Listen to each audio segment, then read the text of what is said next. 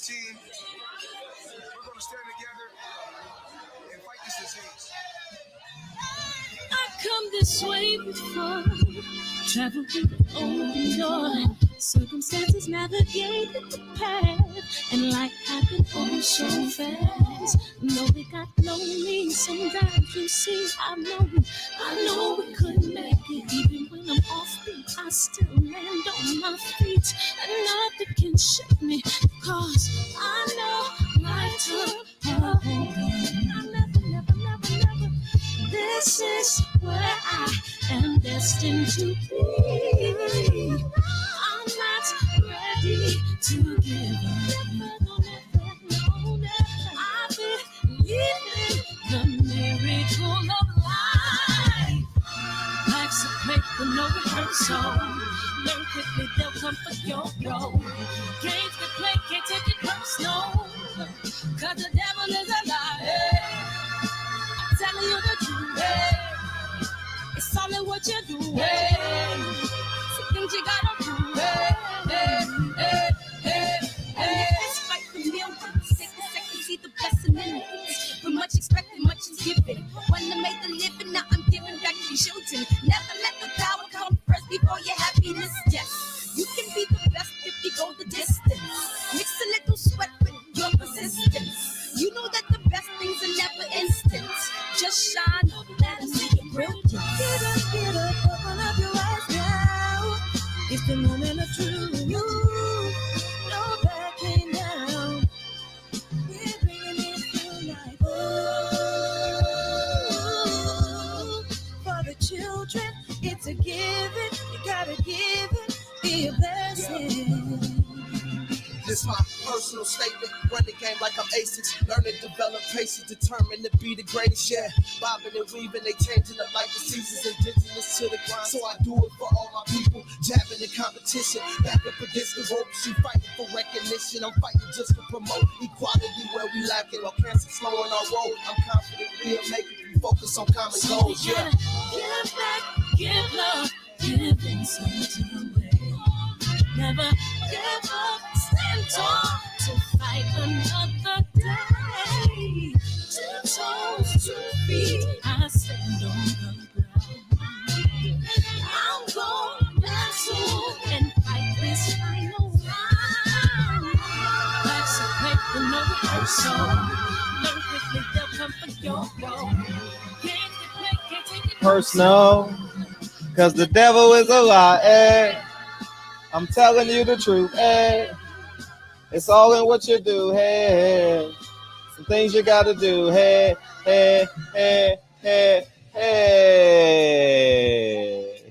Who bouncing right now? Hey. What up, DVG Brown? What up, Charlie? Double nickel in the son of a gun. Joaquin, mama call him JP. We gonna call him JQ. Sherry Bishop, friend of us. Oh, family up in here. What up, Mike Moss? Birdman. What's up, man? Keith Sims, Eli Zachary, Nikita Harris. Did I say that right? I'm going to just call you Miss Harris. You know what I mean? We got to put some respect on your name. What up, Dre's Finest, Mr. Mel Advice, man? I appreciate you. Oxum, I appreciate you, man. Desmond Bishop, Super Bowl champion, being here any minute, man. This is his hometown. This is his home anyway, man. We just featuring him tonight, man. He's an asset to the community. What's up, Young Merv the Cup, man? 619, man. 619. Charleston Brown, what's up? Big Lloyd. Hey, what's up, Jason? What up, a.k.a. Cletus, man? What up, Kevin Effect? Oh, man, you're going to need DOS Effect. You know what I mean? You're going to need more than that. Shit, you're going to need more than a motherfucking comment in this comment box to free him. You know what I mean? It's in his mind at this point. You know what I'm saying? It's in his mind at this point. I don't think he can be free. You know what I mean? Mr. Gabe, 2 years, man. Best show at 9 p.m. Ain't it? What up, Anah Israel? Ain't it? Matrix, man. What's up, man? I appreciate y'all coming in here tonight, man. And we can go anywhere we want. But I titled the show because we know Desmond Bishop got Black Prime, and he's featuring fights and stuff. So I was like, why not we go down the Jake Paul lane and Floyd Mayweather and 50 Cent, you know, to give him some legs when I chop it up. You know, I mean, give him some legs, and we'll do it like that, man. But what a week, man! What a week! What a week, man! If I told you who PPD got in contact with today, oh man, we got some good shows coming, man, and I can't wait to get the confirmation. They already agreed to come on the show. They haven't agreed on the date yet, but it's gonna be fun. We're trying to do something special in the shop for everyone. You know what I mean, for the greater community. But yeah, man. Obviously David Benavidez is still buzzing. Jamal Charlo is still buzzing, and people can go anywhere they like for it. I just want to see the fight sign. You know, at the end of the day, I want to see the fight sign. I appreciate the fact that the Benavidez family as a whole is taking it serious. They mashing the gas. They going in rivals territory, interviewing on every platform, doing what they got to do to make the fight. Now, the one thing he can't forget is that he has a fight March 13th. If he don't forget he got a fight March 13th and that Benavidez pull up, I think we're in for something special, especially if Jamal Charlo takes the fight. And I can tell you what's going. I think he's going to take the fight because it's nowhere he can go. Like, who's he going to fight? A Russian name that we can't pronounce? You know what I'm saying? Who's he going to fight? You know what I mean? The Benavidez are doing the right things. They coming in respectful. We already know what kind of flag they waving because we already know how David Benavidez comes, you know, so it's no secret. The same way they know how I come, I got to respect how they come. So I think like it's cool. I can roll with that. You know what I mean? So I think the Benavidez train is coming. If Caleb Plant, see now they're going to be in a pickle. They're going to be in a serious pickle because if Caleb Plant don't have that fight signed by April, he has to have that fight signed before Canelo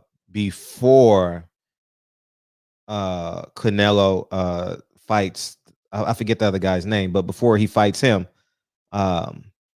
because now we got to have a roadmap. You know, we got to have a roadmap, and I think that the roadmap leads to the Final Four. And why not get a Final Four? You know, why not? Why not? This time next year, we should have a undisputed, unified champion at 168. You understand what I'm saying? So I'm hoping that comes to fruition. You know what I mean? So what's up, Dennis? What's up, man? Got the family in here tonight. He'll be in here in a second. You know what I mean? He in the locker room right now. He in the locker room. You know what I'm saying? So, but I'm excited about that division. I'm even more excited about 122. And the irony about it is those are Al Heyman divisions, and I'm as excited as I can be. You know, with the exception of Canelo. The 3 of the 4 major players in that division are Al Heyman fighters. So, and 122, Al Heyman has them, and that guy MJ is fighting on somebody's card. You know what I mean? Hey, what's up, Real Rap? Appreciate you, man. I saw your post, so hopefully all goes well. And when we get done with the guests, feel free to take your time. And I know you want to share your half of the story.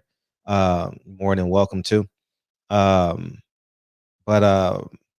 But yeah, 122 and 168 got me excited, man. Got me excited. You know, and I want to see what Jamal does now, because he's infiltrating him. He's infiltrating. He's like, man, I'm coming for your fans. I'm coming for you. And Desmond Bishop is coming into the barbershop. What a great transition that was. You ready? Let me know when you're ready. You ready, big homie? Thumbs up. You ready? All right. What's up, man? What's up, big homie? What's good? Hey, man, I appreciate you, man. I had fun doing my homework on you today, man. It was fun, man. All right, good. What you got? Oh man, wherever you want to go with this, man. Let's start with Black Prime, man, because at the top of what inspired you to start that? And what was the idea? Where'd it come from? First of all, 2021. I told myself, I'm getting out of my own way.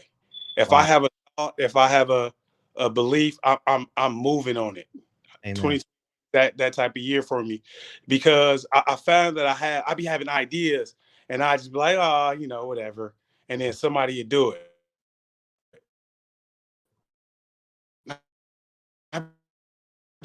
And you still got that college Wi-Fi too. Are you still Oh, on I college just Wi-Fi? Oh, no. I'm good. You good now? Go ahead. You I good? was Nah, your Wi-Fi. No. uh, You on that Cal Berkeley Wi-Fi, man? but yeah, so bro, I stumbled across the I don't even remember who the main event. It was Keith Thurman versus Josecito Lopez. Yeah, January, 2 Januaries ago. Mm-hmm. Yep.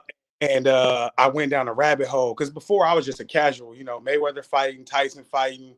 If it wasn't that, I don't know who in the fight game. So I stumbled across that fight and I just went down the rabbit hole. I was like, okay, this is the same. I didn't even know the weight class. I'm like, okay, this is the same joint Mayweather was in. Right. And I was looking Keith Thurman. I was like, all right, he was the champion. I was like, oh. I was like, he's solid, but I was like, it got to be somebody out there that, like, in the world that I like Keith Thurman, but I was like, this ain't. And as I did my research, I ran across Earl Spence and Terrence Crawford, and then I just jumped right in the mix of like, all right, they need to fight. Yeah. Nothing. This is the fight, and as I got into the boxing community, it made sense, and everybody was talking about it and has been talking about it. Right. But so that got me going down the fight game, and then I was like, okay, the fight's not happening. Why? Like, what's going on? Like, this is a no-brainer. Right. As I start getting into the politics, I start understanding the politics of it, and then that's when my idea came. It was just like, yo, like, well, what if we can just get the fighters, figure it out financially? How can we just get fighters to just fight? Like, and I know ESPN, Fox, you got all these. I was like, bro, what? Triller did it. Like, why can't I do it? Right. So, and I had already got the platform because I want to make stories. I seen you had Nate Parker on. Yeah. And I'm saying he one of my idols. Wow. But yeah, long story short, I was like, yo, I want to get in the fight game. And it just so happened, right? The universe just, the way the universe works, when you decide to put your mind to something, it's gonna happen. So I seen the beef between Keith Erner and Paparazzi Poe happening online. It was a buzz. Wow. And I just reached out to him. Me and my partner, we reached out and they was like, yeah, we willing to fight. And at first I didn't think they was gonna do it. You know what I mean? Because cats talk a lot of, rah, rah, rah. But if you really gotta, fight, it's a different, a different tone. But they was all for it. So that's how we went. We just rolled from there. Mm-hmm. And what's the structure like to build something like that? Okay. The structure. What do you mean? I'm sorry. Say it again. Like the infrastructure. So you get them to agree to fight. Yeah. Now what do you have to do? So we responsible for obviously the streaming, the platform, for the location, and the marketing, and we just take our fee, and it's a relatively small fee to what I've learned that the boxers have to give to their promoters. Mm-hmm. And but we get them to fight, and it's pay-per-view, so they get a percentage of the back end. Wow. And we monetizing it. Everybody eats, B. And how many fights you gonna have on the card? The date is March 6th, right? March 6th. Yeah, we actually have two fights so far, and it's Paparazzi Poe versus King Erner, and then we have a girl named Right Hook Roxy. She's a real boxer. She's an amateur. I want to say she's undefeated. Look her up, Right Hook Roxy, like pretty girl, pretty young lady, but got hands. Hands, and you know she real big in the boxing community, so she's going to be on the card, and we trying to find one more. And so if anybody out there, you know what I'm saying, who want to fight, it's an exhibition style. Obviously, it's for no belts and none of that yet, but yeah, man, tap in, DM me or something, and we can get it going. And it's going to be in Los Angeles or in the Bay? It's going to be in Los Angeles. Have you got it is, so it's not going to be any tickets or anything like that, just straight pay-per-view? Yeah, straight pay-per-view. Yeah, it's going to be in LA, one of the studios. It's undisclosed location. Okay. You know what I mean? But as soon as we get the cue to let everybody know, or I mean, nobody can really come, so okay. You know, it'll be like family, close family, stuff like that. And I would love for you to cover it. You know what I mean? Thank you. Like, I appreciate that, man. Like no, that's love. No, that's mad love. I appreciate the to invest in something that you were at the beginning of something was a novice at. You know, it wasn't like a passion project. It was like, man, I found a loophole. I think I can win at it. Right. Yeah. And it started because the platform actually started, and I invested in it. Helped create it because, like I said, I want to be I'm an aspiring filmmaker. I want to tell stories. I want to make movies. So I pretty much invested in the platform to teach myself and teach myself, get the experience, and you know, try out some of the stuff that you know a lot of people would flock to and want to watch. So I pretty much invested in myself, and the company, we kind of pivoting towards, you know, into the boxing, but I mean, we still a streaming platform. So we got some dope movies and dope content on there that people would I know people would like and enjoy. Yeah, and before all that, you was a football player, I heard. Yeah, you know, I dabbled. Yeah, man, and you started the JC route. Yeah, I went JC route. I didn't recruited. You wasn't highly recruited at all? No, I wasn't highly recruited, and still to this day, I'm you know, I'm baffled at, you know, I won MVP in my league. I got like, you know, MVP of a camp like 3 years in a row, and I destroyed the area. I killed it, but you know, that's always kind of been my route though. You know, just being overlooked and having to kick down the door for opportunities. You know, and I think I always had this ultimate belief in myself. Wow. So, you know, I just kept kicking down doors. Yeah, and you kicked one door that led you to Cal. Yes. And how was that experience? How was that? All right, so I think it's an interesting story how I end up. Yeah, how'd you get there? Sure. All right, so so Reno, I did have one scholarship, potential scholarship coming out of high school. It was to Reno, Nevada. Yeah. And I won a camp MVP like three years in a row. But after I graduated, they was like, we don't have a scholarship for you. Come in the spring.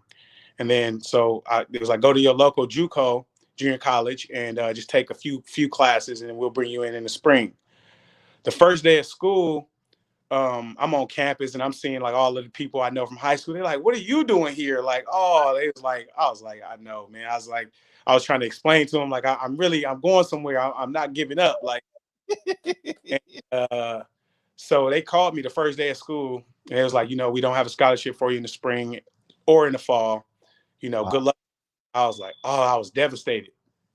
So I decided to go to San Francisco City, which is the best junior college, you know, and probably in the country. Wow.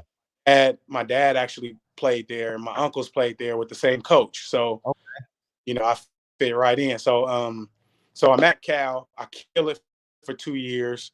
I'm the #1 recruited defensive player. Finally, you know, feeling good, kind of getting some credit, really for doing what I do naturally, just, you know, ball out. Yeah. And so the Reno coach come, you know, I'm right at this point, Urban Meyer fly out, you know, sit in my grandmother in San Francisco, Pete Carroll fly out, Bob Stoops, right? So I can go anywhere, you know, I can go country. And I really want to go to USC at the time. So you got all these coaches. So Reno come to my practice one day, and the coach walked up to me and says, "Hey, bud," he put his arm around me, trying to butter me. I was like, "Listen, man, I got USC. I mean, I don't say nothing to me." Right, But right. so I wanted to go to USC. I was set to go to USC. Pete Carroll. They had Reggie Bush. It was just USC at that time was fire. Mm-hmm. I go to my trip to USC. Before I go on my trip, my buddies who went to City with me was like, let's all go to Cal. You know what I'm saying? They got Aaron Rodgers, Marshawn Lynch. They just had a good year. They're gonna be even better. And I'm like, do Cal even have a football team? Like, ain't that like a, I don't know nothing about Cal. But I used to always be on the campus because my wife now, who was my girlfriend then, went to Cal. She went straight out of high school. Wow. Like a nerd. And so I would always be on campus and stuff, and hanging out on campus, and so. But I never thought of going there. I was like, I'm USC, like, Right. go take these other trips just for fun, and see if it's really like on the movies and stuff. Right. But anyway, so I go to USC. I'm on my recruitment trip. The linebacker coach is Ken Norton. Yeah, Ken Norton. Yeah. And we having dinner, and he like, so we talk. He trying to get to know me. He like, do you have a girlfriend or anything? I'm like, yeah, I got a girlfriend. She goes to Cal. And he like, Cal. He like, why are you wasting our time? Man, you're going to Cal. You're going to follow your girlfriend. I was like, nah, not at all. Like, football is my number one priority right now as a young man. I'm focused on my goals. And he's like, oh, yeah, right. And I was like, man, he really believe I'm going to Cal. So and I didn't even, so the next day was the game. So, they take you on the sideline and all of that. And so I'm got my USC stuff on. I'm in a crowd. I'm really like, I'm all for it. Right. And they happen to be playing Cal. And I'm like, all right, everybody keep talking about these dudes. Let me just sit down and see what these dudes talking about. And I kid you not, by the end of the game, I was rooting for Cal to win. Real talk. Of USC, and I was sitting there like, oh shit, they gonna see me rooting for Cal right now. I'm an underdog guy too, so and I felt like Cal was like that get it out of the mud school, and USC was like kind of on a high horse, and right. And I just, before the game was over, I was like, man, I know where I'm going. So I ended up going to Cal. I know my wife was happy. Who were the linebackers then? Was it Steele? Who was the linebackers at Cal? I mean, at USC when you came in? It was it would have been, I think, Lofa Tutupu. Oh, okay. Yeah. Keith Rivers. Mm-hmm. And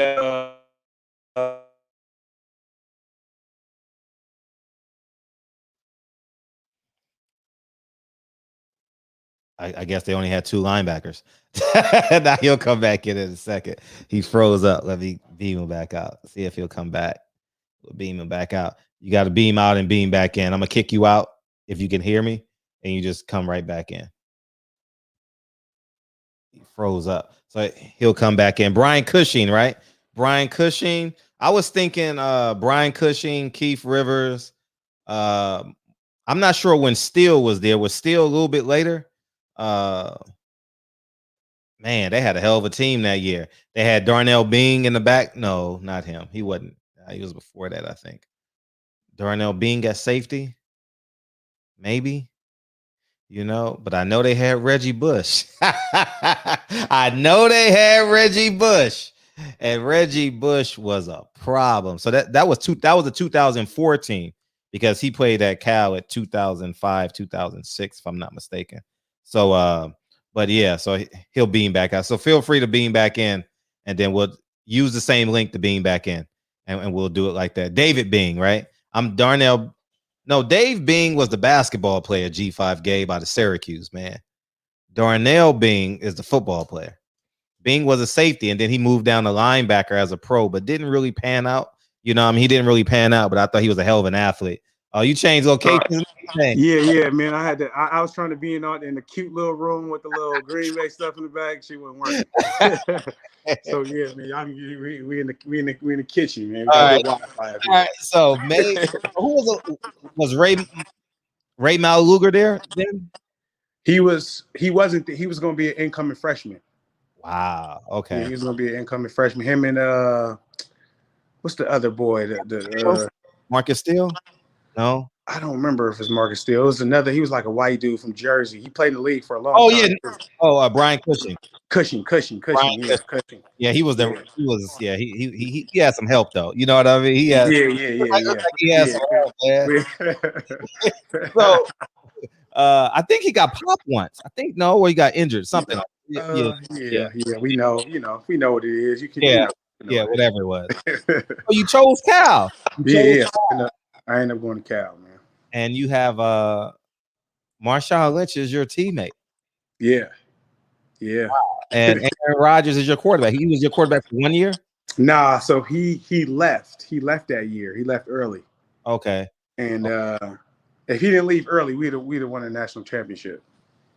Really?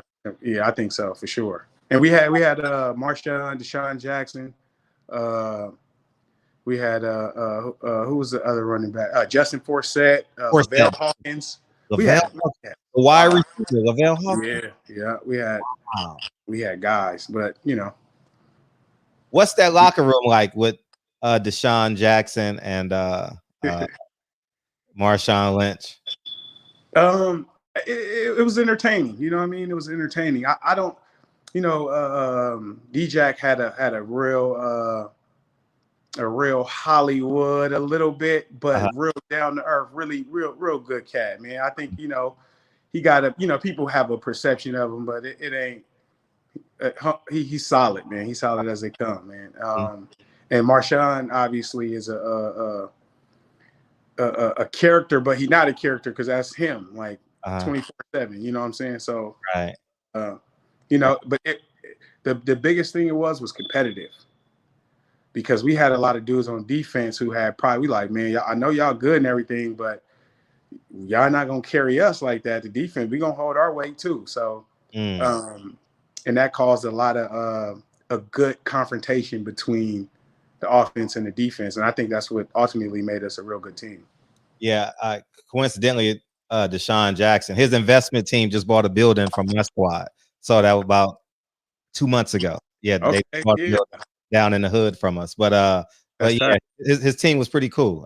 We didn't get a chance to meet him because he was in the season, but he just Money in the Ghetto has a question. And by the way, Champside said he went to high school with you. So y'all got to link up. Now, he didn't go to high school with you. He's he has a YouTube channel too, boxing, and he said your sister was a phenomenal athlete. Oh yeah, my sister, my whole family, we all played collegiate and professional. Wow. Both of my brothers played professional for a little bit. And my sister played. She got up to college. She had probably the most potential out of all of us, but I don't know. She wanted to do her own thing, and okay. Money in the Ghetto says, what was the score of the Vallejo versus Squarefield football game back in 03? I'll be ordering the fight. Hey, that's a shot right there too, because we took an L. Oh, did you? That was a shot. Oh man. Yeah. How good was Reggie Bush? You know what? I from watching him and all the things that he's accomplished, you would have to say that he's one of the top college football players of all time. Wow.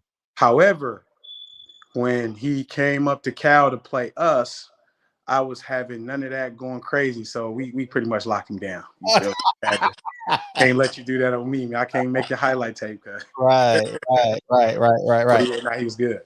And getting back to your storyline about rooting for the underdog, you're a late draft pick. Yes. And I know you're bewildered by that, right?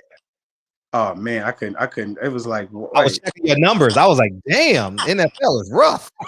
Yeah, like man, it kind of took me back to like that high school time and just being overlooked, and I was like, and I was so.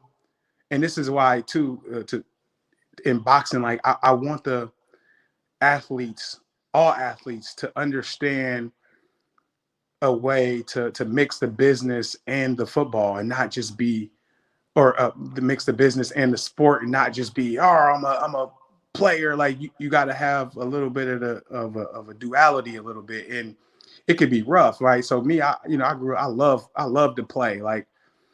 So I was naive to the business workings of the NFL. Like I never thought of like how much money I would get or all of that. It was just like, okay, this is the next step. This is what I'll do. But being, and this is how naive I was. I was watching AJ Hawk. I was watching a highlight tape of him. He was just being drafted. He was a year in front of me, and he like read a play and spent out and like guarded the tight end and got an interception. And it was like, this is why he'll be a #1 draft pick.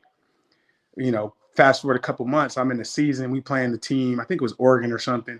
And I did the same exact thing. I read it. I got back on the tight end, and the quarterback threw the ball to him, but I was on him, so he threw it high. So threw it over both of our heads. And I was thinking in my head, like, oh yeah, I'm going first round. Because I'm doing what he doing. Like, how many tackles? I was looking, he had 10. He had, in his first 5 games, he had like 50-something tackles. I got 50-something tackles. I was like, oh yeah, I'm going first round. It's a no-brainer. Nope, it don't work like that. So I end up I felt like I was overlooked. But I think the second pick is mad he didn't go first. So nobody's happy in the draft. Like they can lie and say, oh, I'm so blessed. Hell no, we all was angry. If he didn't go first pick, the second pick is like, man, I should have went first. So it's one of those things. Yeah. Brianna Bet says the Cowboys winning the Super Bowl next year. And guess what? Next year never dies, right? Just like tomorrow, right? Yeah. So what's that? So what's that? How do you bottle that anger and frustration and stay composed? Because now you're playing behind now you're literally playing behind AJ Hawk, right? And Clay Matthews and all those guys, right? It was frustrating, man. It was a very frustrating time. And those dudes, don't get me wrong, like they were good, but I just didn't feel like they were better than me. And but I didn't understand business, right? I didn't understand the way business works. If I pay money for something, that's my investment. I'm getting the most out of my investment. Right. So that's and I know people, I don't even know how people will take this, but like the NFL is not always about winning. And oh my, I got a question for you. I'm glad you said that.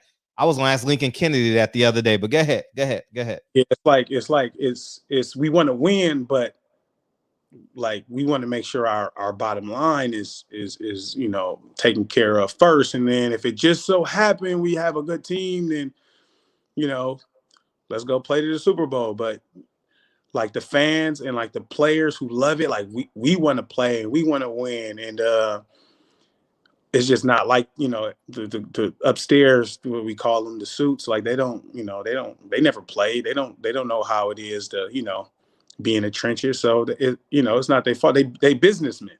You know what I mean? So and that's what it is. And I don't think you can be honest and say that, but fucking we in the barbershop. What you mean? Yeah. yeah. And your quarterback was Brett Favre your first year, right? Yeah, Brett Favre was my first year. Yeah. What was that like, having Brett Favre as a quarterback? And you hear his comments today or this week. How do you compare your relationship with him as a player and now as both as retired NFL veterans? I remember the first time I met him. And you get the, oh man, this is Brett Favre team. Like, this is Brett Favre. Like, I wonder what he's like, and all of the questions that fans would have. So I remember I was in the lunch line. Like you get your food and you keep walking or whatever. So I'm taking my time. I'm like a rookie, and I can feel the crowd getting tense behind me. Like I'm taking too long to pick my food. Mm-hmm. And I turn, and it's Brett Favre right there. Like he like Rook, like hurry up, like get out of the way. I almost fumbled my tray. I almost dropped my tray. Like, but nah, he was a cool dude, man. He was he was a class act. He was one of the guys that you look to to really understand how you're supposed to move in the NFL. How was that 017, 07, 018?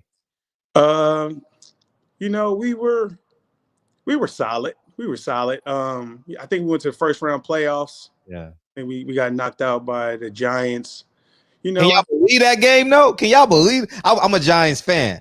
Yeah. Can you believe how y'all got beat? I mean, everything he threw, it got caught. Even at the end of the first half, I'm not mistaken.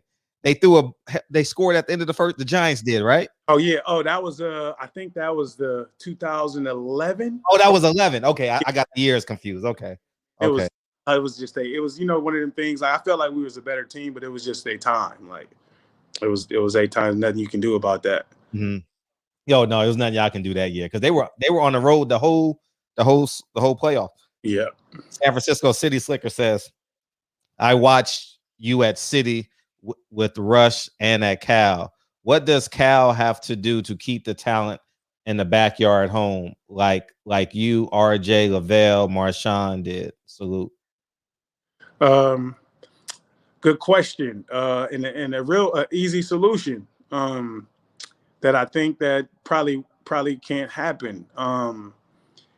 The solution would be don't make it so hard to get in there. Yeah, right. But the people upstairs would much rather preserve the university as being a truly, you know, intellectual place. So they're not going they don't want to sacrifice that to have a good football team. It's just not that important. So, you know, I think Cal, you know, just be limited unless you can get a whole bunch of very smart people playing football at a very high level. Right. It's going to be rough. Yeah. Jarvis says, in your opinion, are any of the NFL games rigged?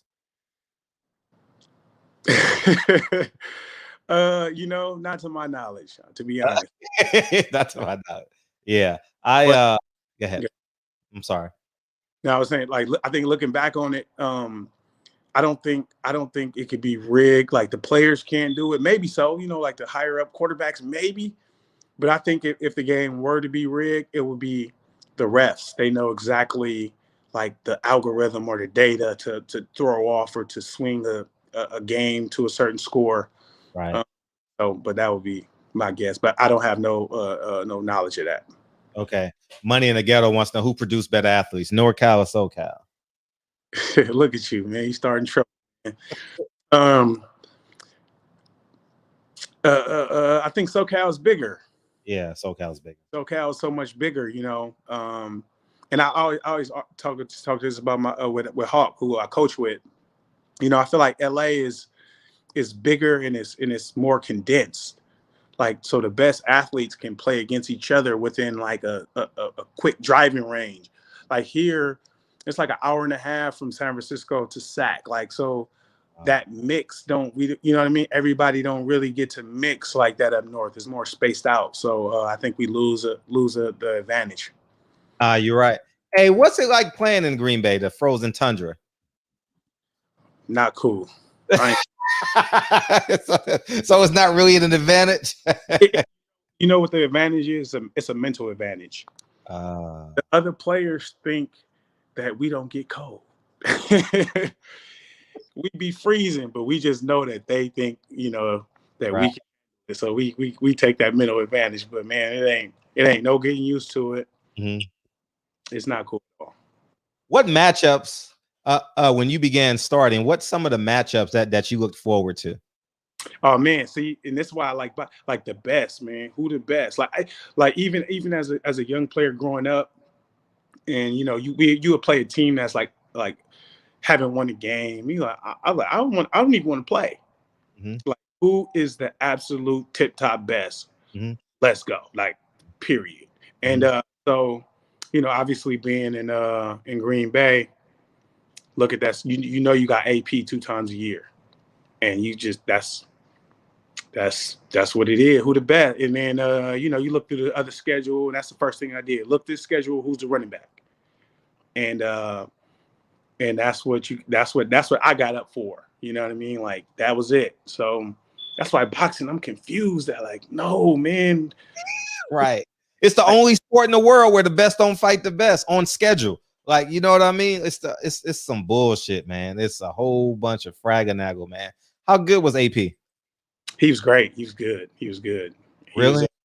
He was good as advertised. He you know, I mean, you can look at it and, you know, see for yourself. Like, there's no denying. One of the best. KJ, aka KJ, Kenlon Jones says, salute to the 415, Desmond. If you had to pick one song from the Bay Area rapper to play on game day, what would it be? I know Marshawn had the locker room lit. Where your people from in Frisco? Where your people from in Frisco? My people, we from Bayview, Hunters Point. Yeah, we from the Point.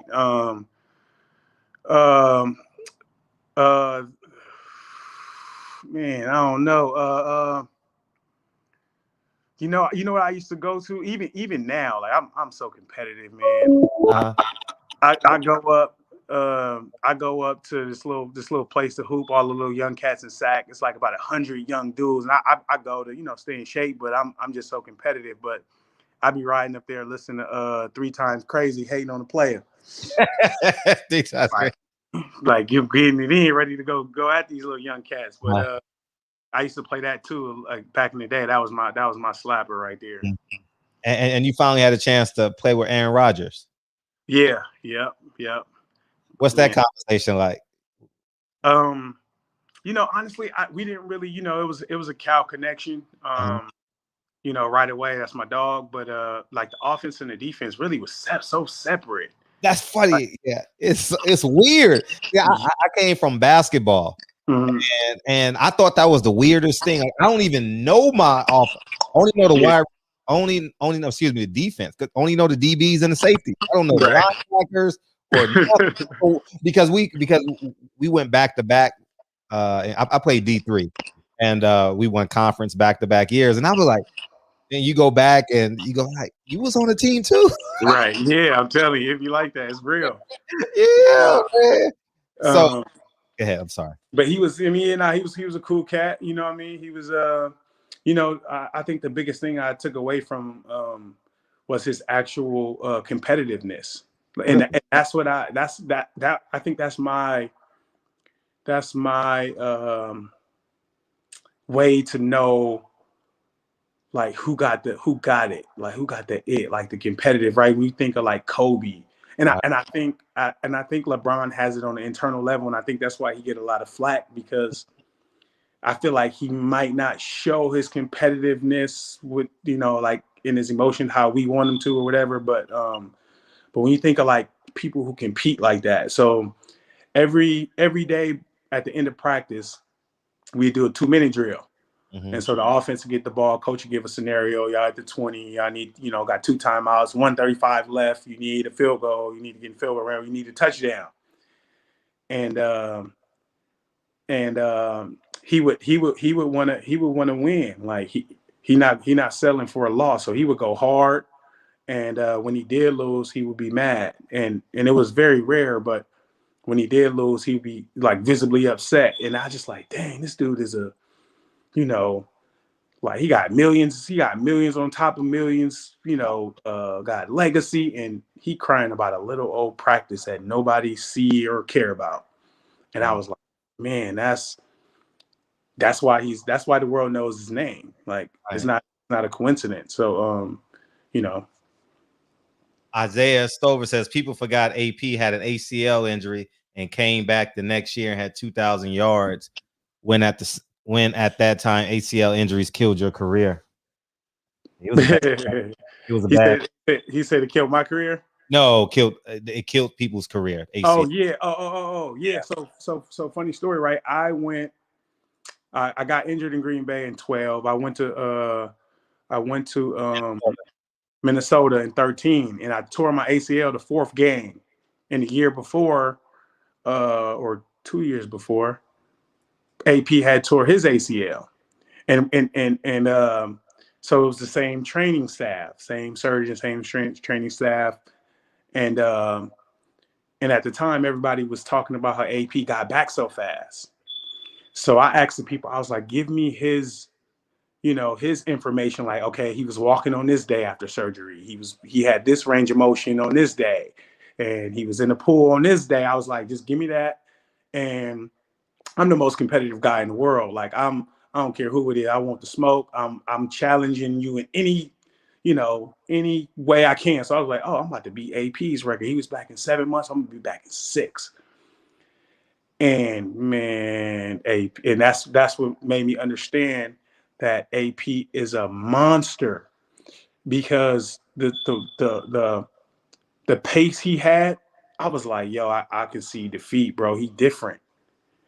And it was like, yo, that's why people know his name. That's why he gonna go down as one of the best ever. To keep that pace, to get back on track, man, it was impossible, bro. I was like, every day I was losing it. I was like, I lost a week, a month. I was like, AP, you the man. I'll Right. go at my pace. Right. But just speaks to, you know, what he's about. Deacon 305 says, Desmond Bishop, salute King. Welcome to the barbershop. Don't be a stranger. And I be in here late night. Like I don't really say stuff all the time, but I be in here, man. Listen, you got, man, great guests. You be killing it, bro. And just the way you think, you know, I be like, bro, the barbershop is it where it's at. Yeah, it is. And hopefully everyone else becomes free thinkers because of this. You know what I mean? A world full of free thinkers is a beautiful place. And speaking of a free thinker, DB, what's up? DB. DB.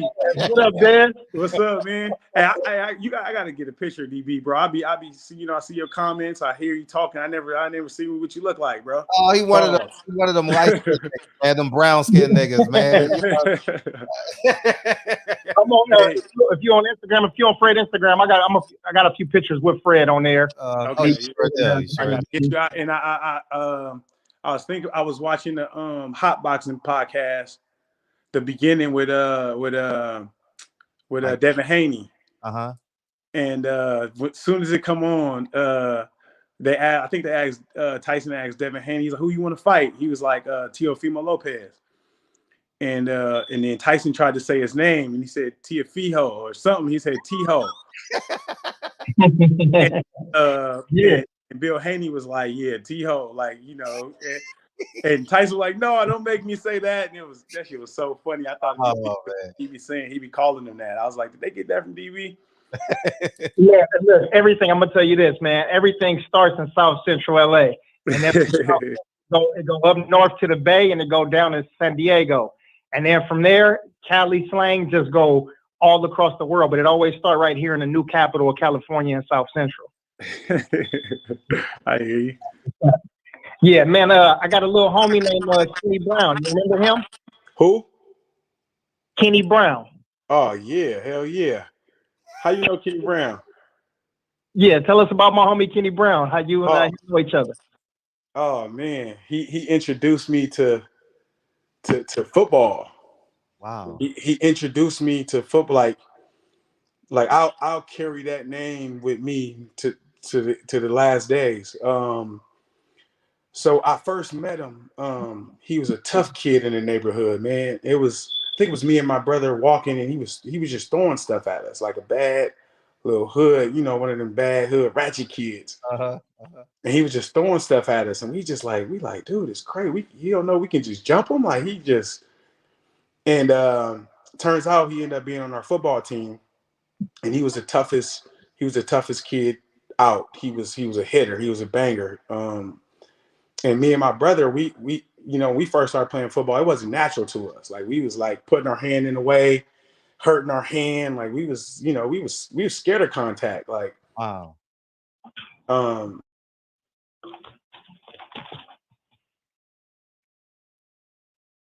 My dad had the idea of bringing them, you know, to the house with us, bring our pads home. He was gonna have them hit us until we liked the contact. So my dad, there's a little hill. My dad put him on top of the hill. We strapped our pads on, and he made him run down the hill at his full speed, and we had to take him on.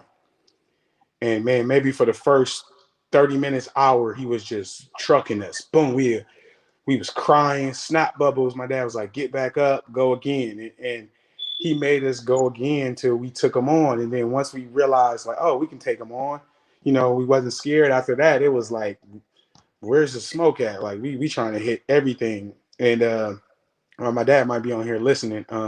Yeah, so Child Protective Services might be giving you a call, man. So just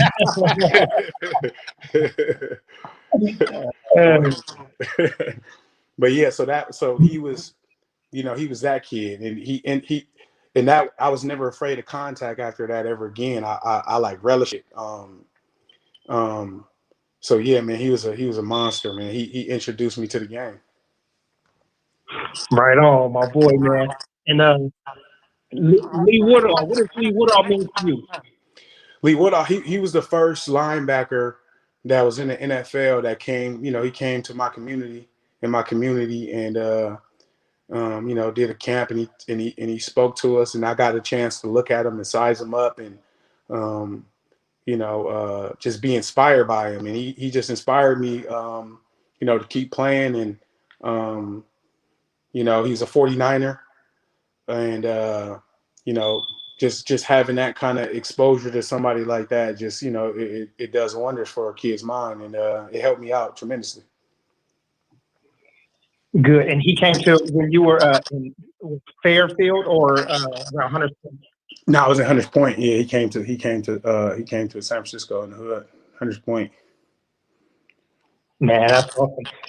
I know your grandfather had a store. Was it called Bishop's Corner? Yeah, Bishop Corner. So yeah, it's infamous. Yeah. Was that the spot where everybody hung out at? Yeah, that was the spot where everybody hung out at. That was you know, back in the late 80s, probably even before I was born. I was born in 84, so it was cracking before I was born, but you know, all the way up into the late 90s, early 2000s, before, you know, how most communities with the drugs and the violence, it destroyed it.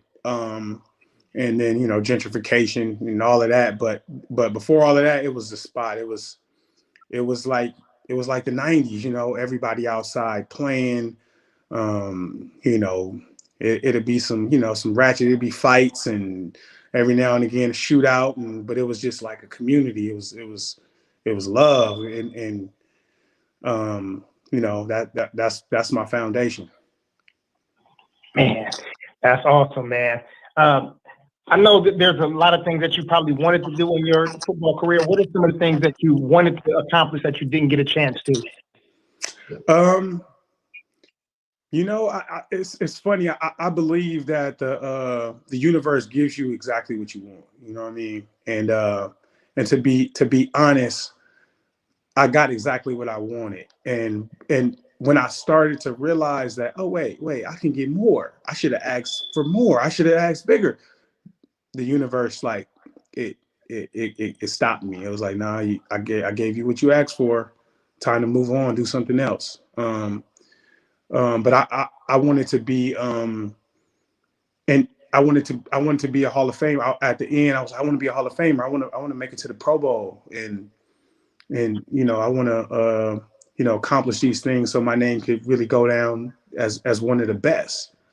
And it was too late. The universe, like, nah, I gave you what you wanted, and what I really wanted was, I just wanted respect from the best. Mm-hmm. And if you ask Adrian Peterson, you know, I mean, if you ask Adrian Peterson, like, just, hey, what's up? What do you think about Desmond Bishop? You're gonna be like, dog. ask Marshawn Lynch, like, what you think about that? Dog. Ask any, you know what I mean? So I probably won't go into the Hall of Fame with myself, but they'll bring me in there. They'll bring me in there with them, and that's all I really ever wanted. So when I started saying, oh wait, I can get more money. Oh, I want more money now. Because I'm good as him. He got that much money, and oh yeah, let me go to. Oh, I want to go to the pro. Nope. And the reason I felt like my talent level was could have easily you know, did that for me. It wasn't like I was stretching, you know, the realm of possibility. It was really easy. But yeah, so yeah. Terrence Bailey wants to know your thoughts on the quarterback in D-Moore. I mean, Lamar Jackson. I like Lamar Jackson, man. He's he gets the job done. I think in order for him to really, win a big one, I think he gonna need a combination of, I don't want to say a better scheme, but his game gonna have to, his passing game and his offensive game is gonna have to evolve. And if you look at Patrick Mahomes, you look at Brady, you look at all of the best, they have a specific scheme, and it takes just a lot of mental practice, right? And it's hard for him to practice that because he like, I could just run. You know what I'm saying? So it's hard to get him to, see it from that standpoint when he can just run, and his offense. I don't think they scheme is, as evolved as like the Rams or the Chiefs, teams like that. Yeah, I think they set him up to fail. I mean, how can you do 3 years in a row and just do the same thing over Right. and over? And I'm like, and they bring in the old Des Bryant as like the relief. I'm like, come on, bro. Yeah. That don't make sense at all. You didn't tell us about the Super Bowl run. I'm very curious about the Super Bowl run. Man, first off, for me, it was so just all that I had to go through to get to that moment. It was such a relief because I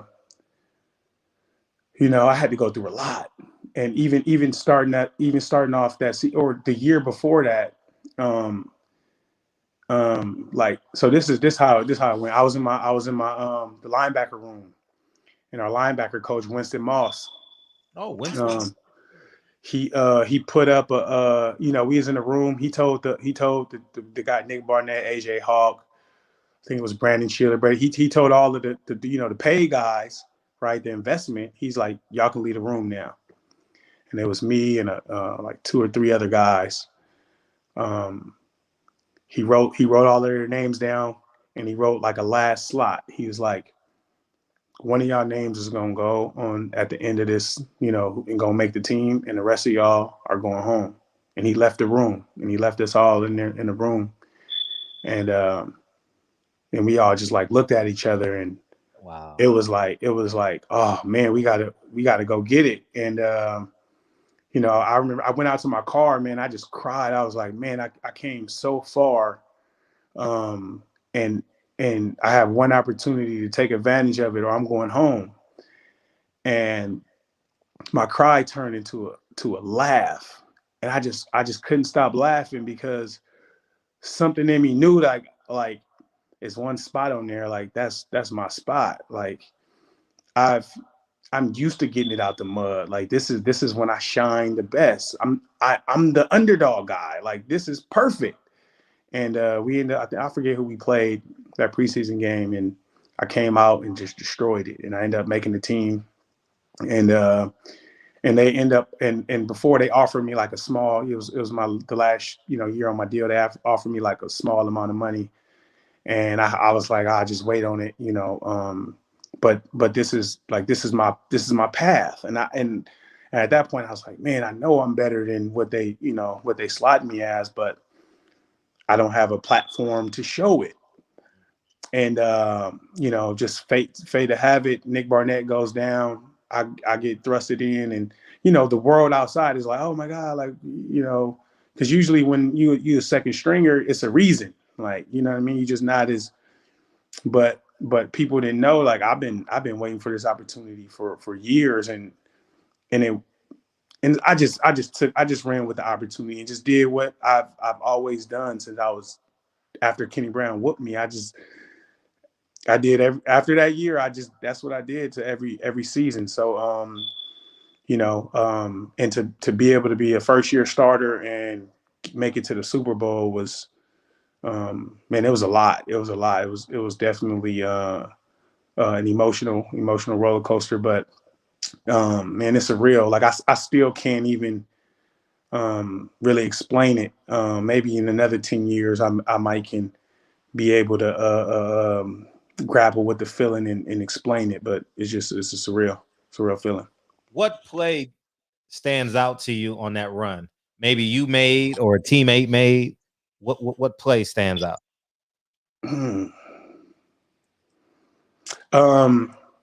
You know, actually, playing against Philly, my old teammate Deshaun Jackson. It was a close game, and he caught a pass.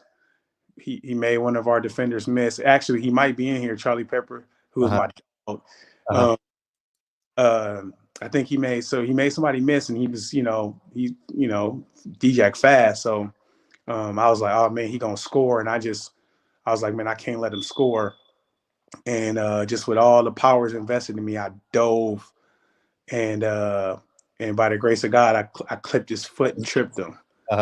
And they didn't score that drive. And a lot of people recognized it. It was like, yo, if it wasn't for that play, game would have been over. We'd have probably lost and never been in the Super Bowl.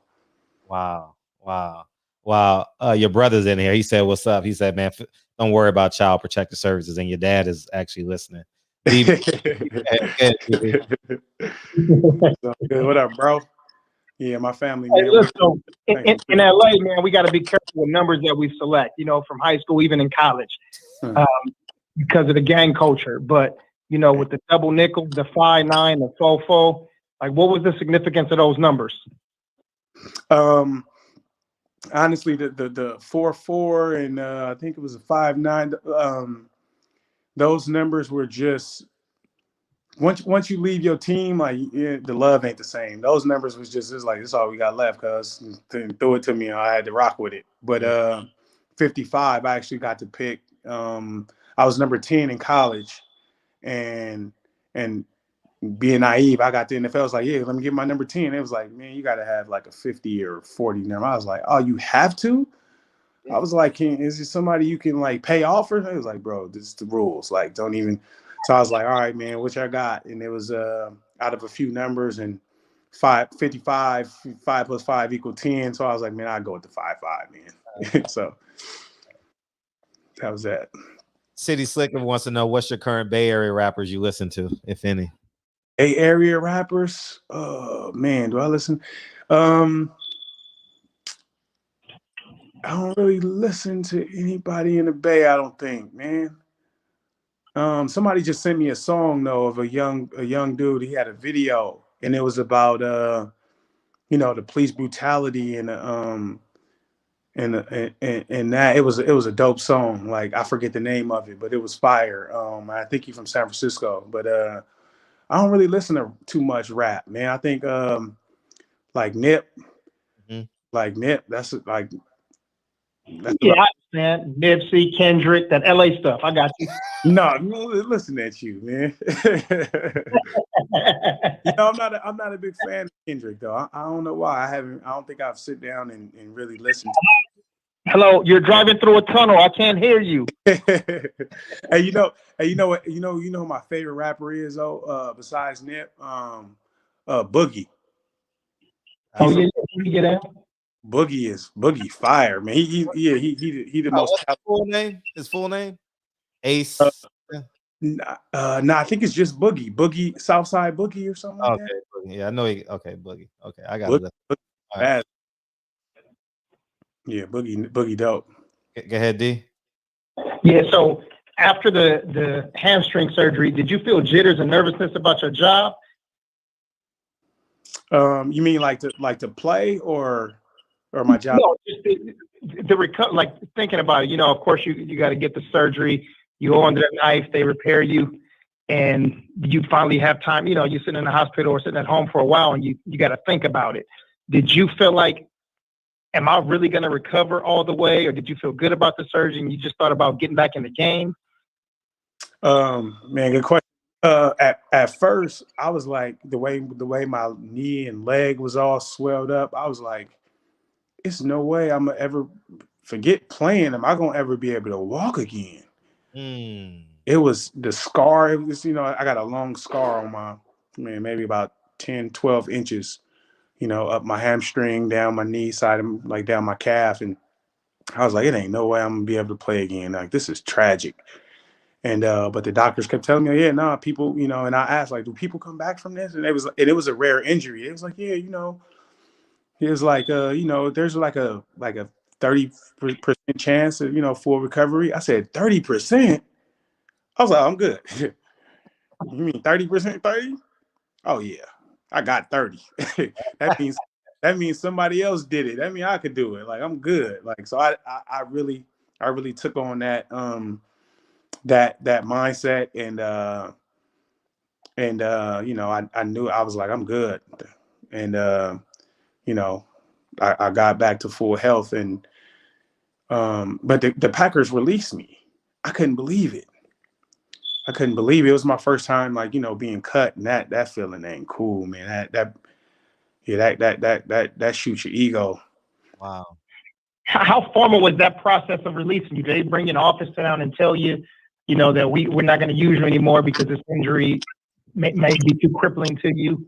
Nah, they it usually is, and I always seen it from afar. I never really I always thought players would get cut, like you get cut, you just weak, like, and I was always like you can't cut me, like, so I never really paid attention to that process. But when it happened to me, it was so like not professional the way I seen it happen. Like it was the coaches wasn't even in. It was like our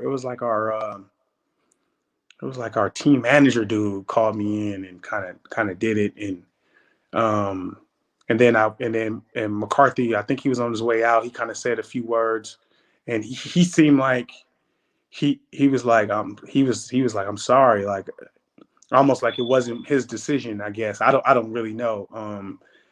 And I got booted out the door, and that was a blow to my ego. But the biggest blow came, so when you get released, eventually they send you a letter in the mail, and the letter is kind of like your termination papers, and they give you like a reason why. And at the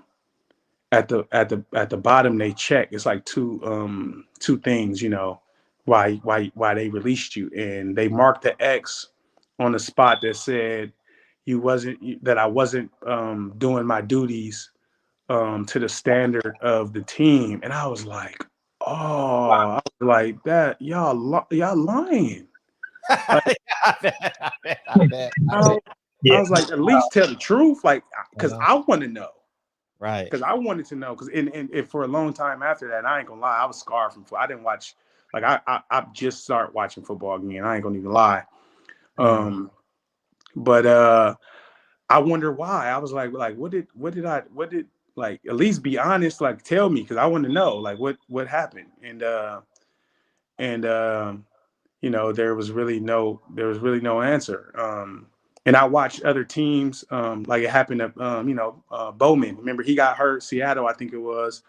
They repaired him and they brought him back. A few years before that, Nick Barnett got hurt. They repaired him. You bring I was a Pro Bowl alternate. Like, I led the team in tackles for 2 years. And I'm sure they didn't look at the PFF, whatever, the whole PFF, the player football. Like, that year, my PFF was higher than Luke Kuechly's in 2013 when he won MVP. Like, so this ain't me just boosting myself up. Like, check the tape. Like, I'm on the team with Charles Woodson, and I got a higher efficiency grade. Like, so I was confused. Like, well, what did I do? Like, what did I say? And actually, and I always wanted to talk to Ted Thompson about it. And, unfortunately he passed away. And I was like, dang, I'll never get to ask him, like, what really happened in that room, where it was like, all right, because they go through every name, like, what prompted y'all to get to Desmond Bishop and say, yeah, we're gonna let him go. But it's all good. So I'm asking you, without the injuries, without the hamstring and the ACL, all those injuries, just how good would Desmond Bishop be? Oh man, I honestly, I think the first injury actually made me better. I think without the injury, I would have done, you know, I'd have been up there with the Patrick Willis's and you know, the Ray Lewis's. You know, I'd have definitely been in that conversation without question. But after my injury, my first injury, I think I would have been as good as some of the best middle linebackers that ever played the game.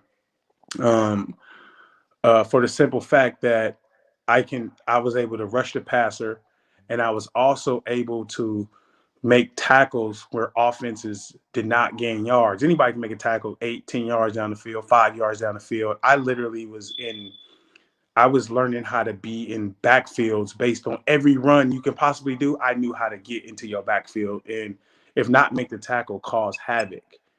And you know, I watched a lot of film, and not very many linebackers play like that. You know what I mean? They can be fast, cover, run around, make tackles, but to play on the other side of the line of scrimmage, you know, is a thing. Like in the Super Bowl, I had 3 tackles for a loss. And I haven't watched football. Let's watch these cats. You know, and everybody's scheme is different too. So everybody don't have that like leeway or whatever to do that. But let's see if any of the middle linebackers have 3 TFLs. And if they do, I'm gonna cheer them on too. Like, and I feel like that's how we're gonna know, like, all right, these motherfuckers is good. They understand how to, you know, thwart offenses. So, but you know, that's I think that's my take on it. Yeah, who's the scariest tailback or fullback you had to line up across from? I was never scared of a fullback. I was I wouldn't say scared, but the 2 running backs, I was like, man, I'm gonna have to bring lunch pail, everything, because these dudes gonna give it all. And it was practice with Marshawn Lynch at Cal, and Maurice Jones-Drew. Maurice Jones-Drew, really? Yo, Right. Staying up in the Bay. Oh, he's staying up in the Bay. Come out of high school? Come out of high school? Or in the league, in college and in the league. Yeah, he was, because he was just so short. Yeah. He was compact. So if you hit him low, it's gonna hurt. If you hit him high, you're gonna get ran over. He could also juke you. He could outrun you. It was just a bad combination, man. It was a bad combination. I was like, man, this is one of those guys. This is gonna be tough. But I remember at Cal, and how, I always judge people how good they are compared to like what I can do to them, or like, and that's why I feel like I know who will win out of Terrence Crawford and Earl Spence. But so we had Cal, right, and like I said, it was competitive, right? Offense had, you know, high power dudes, D-Jack, Marshawn, Hawk, and they, you know, offense always talk a lot of mess. And we had, you know, Brandon Meebane, me, Warrell Williams, Damian Hughes. So we had squad too. Like, so we you know, it was competitive. So one day we kept bickering back and forth, and, you know, jaw jacking and talking. So Coach Teffer was like, all right, y'all talking, let's go live. And we was like, oh, everybody was excited. We started strapping up, like, yeah, let all y'all talking all that mess. And the offense come out, and I know they're gonna hand it to Marshawn. I know the play. And I blitzed through the line, and I was like, I'm about to give this man everything just to set the tone, to let them know the defense run this team. Man, I must have hit this man hard as I can. I went blind for about 3 minutes. I couldn't feel my shoulders. I had a headache. I was like, yo. Marshawn just walked back to the huddle all casual. I was looking at his arms. I'm like, bro, you got steel under there. Like, I'm not, people like, man, he ain't got no steel under there. I'm like, no, listen to me. I didn't hit everybody. Like, he is still under his thighs, and his, like, he need to get tested. Like, test him. This ain't normal. Oh man. But no, he was a beast. That was fun though. That was football was fun. You know what I mean? Yeah, I don't think those are any surprises to any of us, man. Both of those dudes are tanks. Yeah. Yeah, right. You know, I did want to ask you. How did you handle the rejection of being not interested in the White House winning the Super Bowl? I was mostly mad at myself because I was the only one who did it. Like I was like, man, ain't nobody gonna be done with me. None of y'all forgot your IDs either. Like I'm like it's a staff, players, media, everybody. Like nobody else forgot that. I'm the only one who done. And I was like, so that was the real like pain for me. I honestly didn't really care about going to take the picture and all of that. Like, I mean, just to be honest, like I wanted to meet Obama, but I really wasn't tripping. But it ended up working out though because Obama, he heard about the store, he heard about it, and he was doing like a speaking engagement in Milwaukee, which is close to Green Bay. And he reached out and was like, man, come meet me. So I ended up getting to meet him by myself, like backstage. We was talking about Chicago. We was like shooting the breeze for a long time. I got to see his limo, the bulletproof thing. We was talking. It ended up working out better anyway. Yeah. Absolutely. We got enough about the football, but you in here in the chat, and we get a chance to talk in the chat from time to time. But I want to ask you, and I asked somebody, I think for the last two shows, what's your favorite part about being in a barbershop, and what's your most memorable moment? My favorite part about being in a barbershop, I think just the realness of it. You know what I mean? Like, I think Fred do a good job of keeping it real. And I know, and I watch some of the other, I don't want to bring all that, but you get everybody gonna get a little bit of criticism and stuff, but I think just the overall tone of the barbershop, and just not being afraid to just to keep it 1,000, and then all of the guests in here having Bob Arum come in and be able to hear his whether you believe it or not, that the fact that he in here and we get to dissect his words. I think that's phenomenal. Yeah, absolutely, man. Yeah, Fred is the MVP. He's a Super Bowl. I'm the MVP. I'm the MVP. I'm going to Disney World. The only thing is, though, you don't get a chance to meet Biden, then you got to meet Donald Trump. Oh, man. As long as Ice Cube come with me, we good. Right on. Hey, Des, it's February. I'm sorry, Fred. Black History Month. So I want to know what Black History Month means to Desmond. You broke up on me right there. What does Black History? Good. Yeah, what does Black History Month mean to you? Black History Month?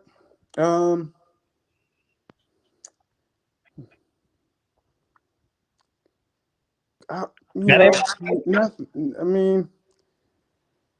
I mean, every month, every day is Black History Month for me. Like, I don't know. I don't like the fact that I don't know if it's even they. I don't know who, but they trying to give us a month. I feel like that limits us. Like, we get a month. Like, no, I mean every day for me. So, I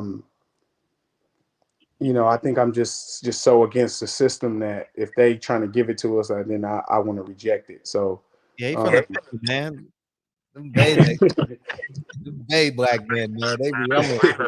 We don't really want to, but in the same breath, obviously I have a tremendous amount of respect for our ancestors who paved the way for us to be here today, and that goes without saying. But I don't need y'all telling me a month that it got to happen. Like it's every day. Right. Can I ask one more question, DB? Yeah. Charles Woodson, Patrick. Compare Charles Woodson to Patrick Peterson. Excuse me.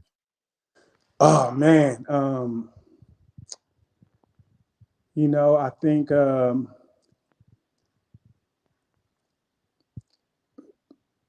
and I was with the Cardinals for that year, and I got a chance to watch closely Patrick Peterson, and I think The difference is just like the mental the knowledge of the game. Like Charles Woodson literally could, when the offense lines up, he can look at all of the splits of every receiver and know their routes. Wow. You know what I mean? He on the numbers, he on the hash. You see, okay, my dude is running. He got 2 routes he could run from this location. Like that was Charles Woodson. Patrick Peterson was more like, all right, who the best guy? I got him. I'm gonna use my physical tools to be dominant. Where Charles Woodson kind of married the mental with the physical, and I always told him, I was like, man, I want to be like you when I grow up, man. He's my favorite player of all time to play with and to watch. Charles Woodson? Yeah. Wow. Wow. Charles Woodson was my favorite player. First it was Desmond Howard. Then it was Charles Woodson. You know, yeah. I'm a Michigan. So you a Michigan fan? Yeah. Oh, diehard. In football, Michigan and Syracuse for sure. Because I'm a Donovan McNabb guy. I'm from New York originally, so yeah, that's all that came on TV. Michigan 9:00 in the morning. You know, well, when I came to California, Michigan 9:00 every morning on ABC. So it brainwashes you. Pac-12 don't come on till fucking 7:00. You know, you in bed or playing PlayStation or something at that time. Right. You know, yeah. And City Slicker says, what's your favorite childhood barbershop in the Point? My barbershop? I didn't really have a barbershop. I always had a cousin or somebody who could cut hair, and we did it at the house. Mm-hmm. But we still had the same conversations, but you know, one of my cousins, somebody cut hair. Right. Ask the pause, aka Terrence Bailey, says wrong answer. He's an advocate of Black history, man, I presume. What was the wrong answer to what? He's an I'm assuming he's an advocate of Black history, man. Of who? He's an advocate of Black history, like the month. Oh yeah. No, that's all good. I'm not tearing it down, man. Everybody got their own opinion. You can have it's all good. Yeah. So, What's the first and the last thing you bought as a professional athlete, like in the league? The first thing I bought, I think I might have bought my car. I bought a Charger. Uh-huh. I bought a Charger, which was again just me being naive. You can't buy no Charger in the snow. I didn't know it's not. You know, I'm from Northern California. I didn't know about no snow like that. I don't drive in no snow, but I feel like I got a story for everything. I bought my Charger, and the weather is, you know, in Green Bay it was you know, a regular winter. It was cold, but it wasn't too bad. And you know, one night go to sleep, wake up in the morning, it's freezing, it's snow everywhere. I have no idea what to do. Nobody give you a tutorial on how to rake snow. So, and I'm running late to a meeting, and I'm like, oh, this is gonna be bad. So I'm trying to shovel the snow. I finally get my car out of the garage. I'm trying to hurry to work. I know it's slippery, but I don't, you know, you don't know what you don't know. I must have swerved, get you know, on the side of the road, side of the freeway. I lost control, go into the ditch. I'm stuck. I'm like, I'm gonna be late for a meeting. I'm stuck. Got this Charger.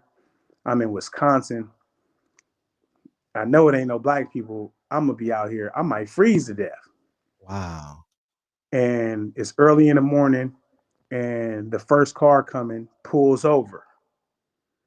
And I'm like, you know, dang, all right. Second car pulls over, third car, and everybody just get out. They got coats and shovels and these white dudes just come and like, you know, but you all right, buddy? Yeah. I'm like, man, I lost control. Whoop-de-whoop. You know, I told them I'm a packer. I'm running late to a meeting, man. They got my car up out of that snow, man, and told me to drive safe and like, you know, gave me little pointers. They was like, always keep coats in your car just in case. And whoop-de-whoop gave me pointers. I ended up being late to the meeting, but I explained what happened, and you know, they kind of laughed like rookie. But I was like, man, I was forever grateful to Green Bay. I was like, man, like these, like, you know, and you kind of look at white people side eye a little bit, like I don't know, but these people was 100. So yeah, I appreciate that. Facts. DB. Yeah, Mir, one of your NorCal brethren up there, man. He said, ask about Sean Lynch driving a golf cart and announcer confusing it for you. Oh yeah. Where was we at? We was at the crib. Yeah, we was at Cal, and Marshawn, he said he was coming to look for me. He was coming to actually look for me to pick me up in the cart. Because I think it was a game he had scored a touchdown to seal, and then I got the interception to seal it. So he grabbed the golf cart to come look for me so we can ride around and ghost ride the whip.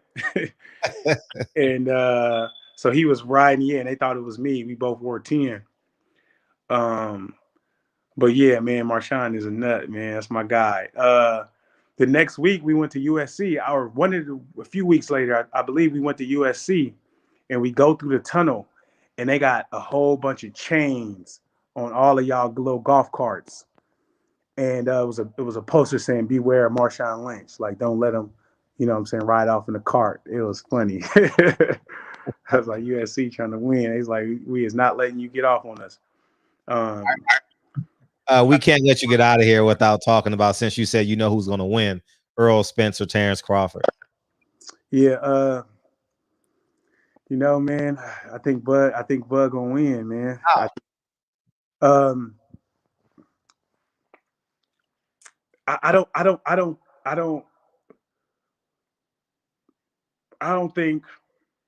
think Earl Spence could go into robot mode. And I think when you go into robot mode, you can't beat somebody who's always adjusting. Like, so I just don't think that he will have that extra adjustment to make against Terrence Crawford. And I don't think Terrence Crawford, I don't think Bud can really fight like just staying right there in the pocket and just kind of fighting and slipping and punching. Like he's a system. Like I need to get this jab, set it up with my jab and left hand, set it up with my jab, check hook. But this Crawford got like just a few more wrinkles and a little more dog in him, and I think he overcomes Spence's system, the way he fight like a system. But it's hard to say that because I think Errol Spence is a dog too, and that's why the fight needs to be made. Right. Because that conflict, like, I don't know though.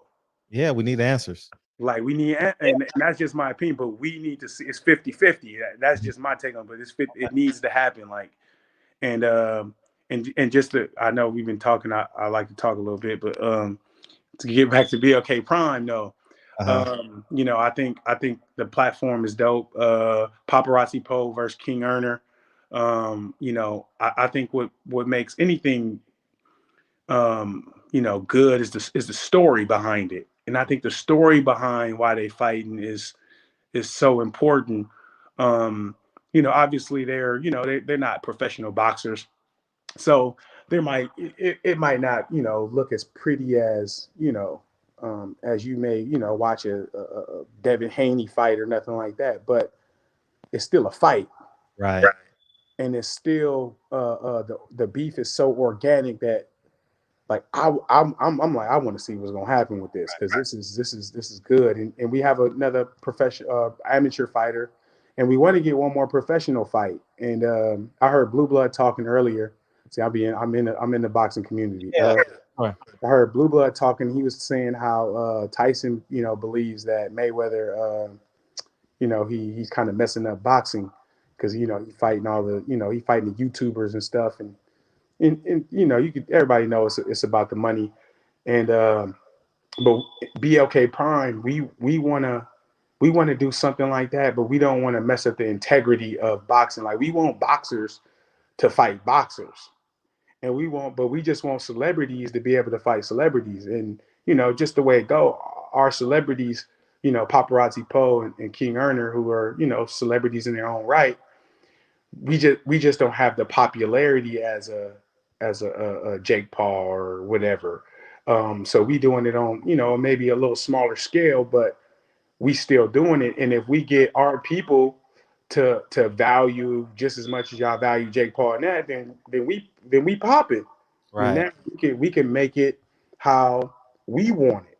You know what I'm saying? We can start introducing a belt. You know, now you get here and you fighting for a belt now, because now we're taking it to that essence of competitive, you know, competitive nature. Like, I'm fighting for a belt, I'm fighting for legacy. So we trying to mirror all that, man, and we ain't even trying, we doing it, man. So March 6th, March yeah, 6th. Prime, yeah. And we're gonna promote it here as well. Definitely gonna promote Appreciate it. that. Have you dropped a trailer for it, anything like that? Yeah, it's some promotional stuff out there. It's on my Instagram too. I think I'm at Beastie Bish _43. Yeah. So we got some stuff, man. We got some video. We doing some video on the Right Hook Roxy. You know, we doing it on her fight, and we really want one more fight. You know, some professionals, but we you know, we was just in Mexico. You know, scouting fighters. We you know, Ashton Sleeves, I don't even know how to say his name. Like, he's you know, he's on our radar. Somebody that we, you know, been in contact with. We also want to bring a platform for people to watch tip boxing, up and coming fighters. Like, we want to be like, oh, did he fight on BOK Prime? Okay, he the guy. Like, everybody can go to BOK Prime and watch the young incoming prospect. And then, you know, once he get big enough, maybe if our platform is big enough, then we all could watch it there. But if not, we can, here you go, Fox, PBC, like, you know what I'm saying? And then that way, you know, more black fans get into boxing, and it's a platform where we can just, you know, we know our fighters. Absolutely right. And DB wants Roxy to come into the barbershop. So we got to check that out. Well, who? DB wants Roxy to come into the barbershop. Roxy? Oh, I'm sure she'll do it. Yeah. You know, right here, right. I'm sure she'll do it. Yeah, DB's a fan, man. Man, we appreciate you coming in, man. Hanging out with us, man. No doubt. You in the barbershop, you already know the rules, so you can be right here with the joke. Oh yeah, you got it. You got to turn your volume down, DB. That's not mine. Oh, okay. What did he say? A joke. You got a joke? A joke? Yeah. Oh, a joke, man.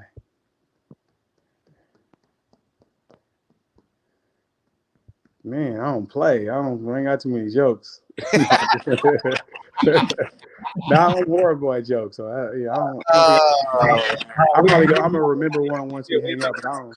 But one of the things I did want to ask is, did you consider adding some kickboxing MMA matches to your card? MMA, not so far, but it's definitely a possibility. It's definitely a possibility. We definitely would consider it. Yeah, and we trying to get y'all remember, you know Tommy from Love and Hip Hop. Mm-hmm. We trying to maybe put together a fight with her and somebody. You know, we even reached out to Tyson and Holyfield. I mean, yeah, man, we trying to do it. Why let them, you know, eat off of us? Like, you know what I mean? Like, why we trying to get in the race too? What's up? Free enterprise. No, it is free enterprise, and that's important. That's definitely important. And if not, you can get Roy Jones, you know, on the next four round. Yeah. You know, get it. Man, and this was fun, DV. I appreciate that, Desmond. I appreciate you hanging out with us. I know you can hang out. I appreciate you coming hanging out with us, man. Yeah, no, thanks for having me on, man. Appreciate it. DB? Yes, my boy.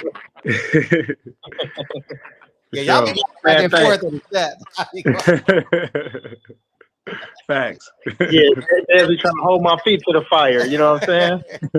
That's my peoples, though, man. Got love for that. Yeah, appreciate that. Appreciate you coming in, and hit me up with Roxy, and we'll have her come on. Anybody else you want to come on, like Werner and all them? Yeah. All you gotta do is hit me. All right, yeah, for sure, we'll do it. I know your schedule is gonna be packed up, but Oh, it's right, but we'll make it happen. We'll make it happen. yeah, I definitely think they should get on and hop in the barbershop. So I think I'll be in contact with you. Yep, even if I come on earlier, even if I got to come on earlier, we'll get it done. All right. Appreciate you, man. Thank you, man. Yeah, no doubt. Desmond Bishop, Bay Area's own, man. All right, man. Y'all be easy. Appreciate you, man. That's love, man. Lavelle Hawkins popped in the building. Lavelle Hawkins, what's up, Bish? Yeah, Hawk, what up, Hawk? Yeah, and he had some quick ass feet, didn't he, Lavelle Hawkins? Man, he had some quick ass feet. My gosh, you know what I mean? But yeah, that was love, man. That was love, man. Appreciate you. Bring your family through too, man. Thank you. That was love. So yeah, man, that was fun. That was fun, man. That was fun. Lavelle Hawkins is a coach. Still bad? Somebody said the audio was bad. Oh, that was now I realize that was probably Des.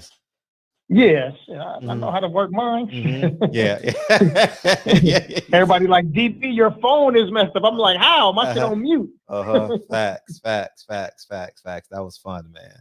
It's fun. Yeah, that's fun. You know what I'm saying? And it's crazy because some people already know. They've seen him in the chat, all of the time. But yeah, man, he part of the barbershop. He ain't just pop in one time. Like, he in here all the time. Yeah, thank you. Brianna Betty came in tonight.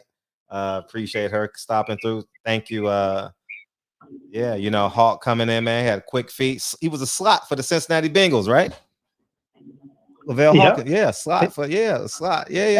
Oh, hold on. They said it was a fake. They timing him out and hit him and everything. Oh, did they? I don't know. Whatever. But yeah, man. Shout out to Monty. Monty got a commercial coming out on Super Bowl Sunday, man. Damn, I was just gonna say it, and then you just beat me to the punch. Oh, okay, I didn't beat you to it. You could put the frosting on the cake, nigga. Yeah. So Monty got a commercial coming out this coming week, man. So we got to support Monty. Make sure we watch it, clip it, share it, all platforms. You know what I mean? And we got to get her in here and do an interview. Yeah, we got to debut it. Yeah, we're gonna debut it. So when it's already online. So we'll turn that 15 minutes into 16 minutes. You know what I mean? Yeah. I mean? And then it'll be 17, and then it'll be 18, and then you know what I mean? And and real rapper, throw a prayer in the sky and make it pop. Yeah. And shout out to the Bishop family. Dennis Bishop, Pop's in here, Moms was in here earlier. Thank Sherry you. Bishop. I appreciate y'all. The Bishop family. Yeah, man, that's dope. So what was I gonna say? What's up, Pac-Man? Yeah, he played in Cincy with your brother, right? Yeah, he sure did. Got quick ass feet. That nigga he get in and out of his breaks. I forgot what I was about to say. I totally forgot. That's how I be feeling sometimes. Must be the weed, man. Hey, man, I got somebody that's gonna get you elevated, man. Who we just confirmed today. Okay. Damn. Oh, you about to get excited not excited, but it's gonna get your blood boiling a little bit. Damn. Okay. Yeah. Well, blood boiling. Blood boiling is bad. March 9th. We got Charleston White coming in. Damn, that's the day Biggie died. Yeah. If I would have known, I would have had Mario Winans come in that day. Yeah. Shit. Yeah. Well, you know who that is, right? Charleston White. You know who that is, right? Of course. Oh, okay. Yeah. I already. TV gonna come in with an AK-47. TV coming in with it. Yeah, he just confirmed today, man. So that's gonna be fun. It's gonna be. Oh my God! You talk about intent. Everybody gonna have an emotional. Everybody gonna have a reaction to him, man. You know what I mean? Everybody. You know what I mean? He just, he does what he do. So that'll be fun. Yeah. Yeah, D. Wills, that's his brother. Who? No, he was saying, is that Pac-Man? He was asking if. That's Tay. That's Tay Jones. Yeah, Tay Jones is Pac-Man's brother. Yeah. And we gotta get Pac-Man on the show, man. We gotta get Pac-Man. Yeah. Treehouse said DB did his homework. Yeah, man, gotta, you know what I mean? Gotta thank you, brother. I appreciate that. You know what I mean? Trying to keep up with Fredro. Oh yeah, I know. I didn't even know about the thing. I ain't even see that. Damn. Oh, thank you, man. See, that's you're so important. Let me see. My son will have to catch up. Oh, poor child. He'll be presented next week. Hey, we gonna have, look. Next time Dez come in, he got to come in with his pops. His pops funny too. Yeah, that's dope right there. Let's see. Yeah, D man, Junior, what up, cuzzo? You didn't hit me up earlier. He was a bad boy. Mario Winans was on Bad Boy. Yeah. So I hollered at Black Rob too. So maybe we get Black Rob in here too. So that'll be good too. So, nah, I don't. Yeah. You don't like Black Rob?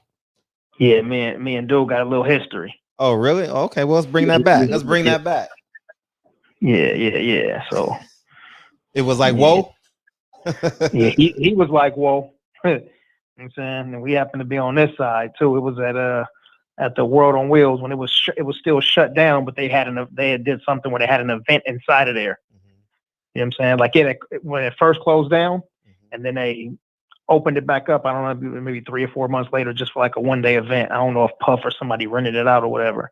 But you know, yeah. Sometimes people be here, and he was doing all of that extra talking. You know, like talking out loud. I'm in LA. I'm doing my thing, and whoop-de-whoop, and with all the extras. So he just happened to be crossing me and my brother. You know what I'm saying? So yeah. So. Oh wow. Hey, Tay, it's in the chat now. I just put it in the chat. Yeah. It's in the chat. Yeah, I just put the link. Yeah, we're gonna do this. We're gonna do this real quick. We got something special for y'all coming up right now. Y'all enjoy this conversation. If you want to stay on, you're more than welcome to. No. I'm gonna drop off real quick, but Edgar Desmond said, respect DB, 5-5, appreciate the football camps. Yeah, for sure. Oh, he's talking about, man, everybody when they talk about David Benavidez, Desmond Bishop, everybody be putting DB in there.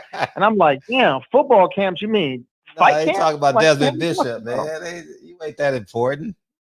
Yeah. But let me free up some space, man, so Real Rapid come in here and keep us here till midnight. Oh my gosh, man. We got Brian Norman about to jump in the shop real quick, man. I appreciate you, Tay Jones. Thank you, bro. You know what I mean? He just sparred Tank Davis the last 2 days, so he gonna come in the shop.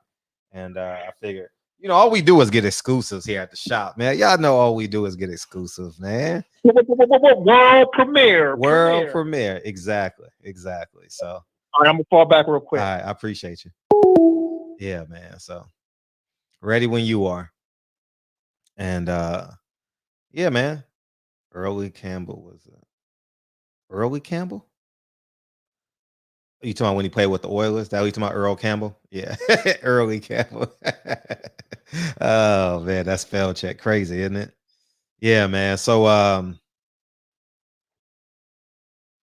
yeah, man. So he's gonna beam in any second, and we're gonna get this popping. And we got Rob G Films coming in. Hey, what's up? Fred. What it do?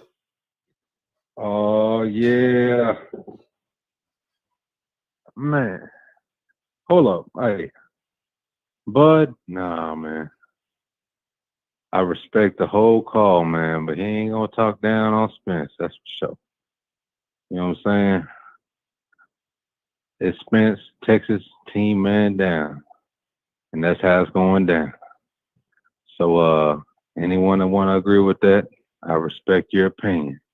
But it's Team Texas man down. As you hear me? Yeah, Team Texas.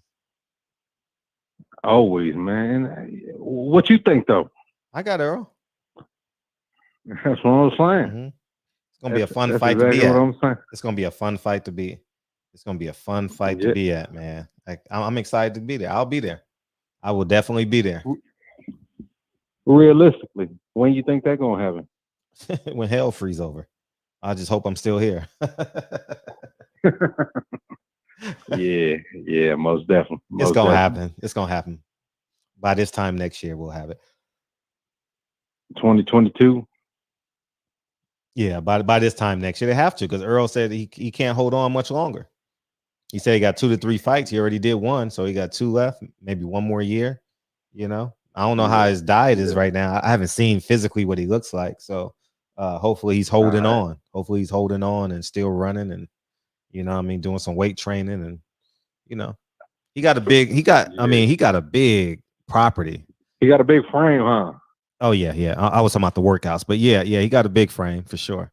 Earl looks like a safety. Motherfucker, though. Looks like a cornerback or something. You know, like an NFL cornerback. Yeah. Yeah. Mm-hmm. NFL cornerback. Either way, man. Hey, look here, bro. That's some Texas shit, man. That's some big Texas shit. Shout out to motherfucking Cletus, man. That's my ATX homie, man. Shout out to motherfucking Real Rap. Shout out to the motherfucking Trillers. Yeah. And you know we hold it down for Texas, man. Come down to Texas, get your ass beat, Terrence. That's how it's going down. All right. I'm back in the chair. Appreciate you. I appreciate you coming in, Brian. I got one more beam in, Brian, and then then you're up next. So about 2 more minutes. All right. For sure. What's up, TB? What you got? I just want to say one thing real quick. I've heard, and no disrespect to the guest, no disrespect to the brother. I've heard that same thing about, you know, February being a short month. I've heard that for many, many years. And you have to know the history of Black History Month.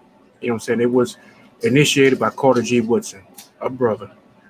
And it was initiated around the fact of Frederick Douglass and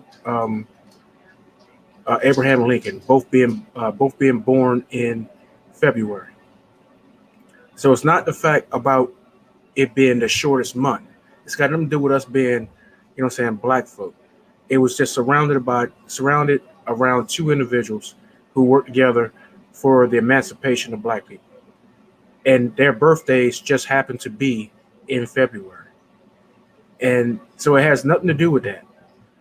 So that's a miseducation of our people. You got the so-called, you know what I'm saying, we've had this issue with so-called woke individuals for a minute. That no matter what you do, you're going to have these individuals to say that there's something wrong with it. Okay, we could have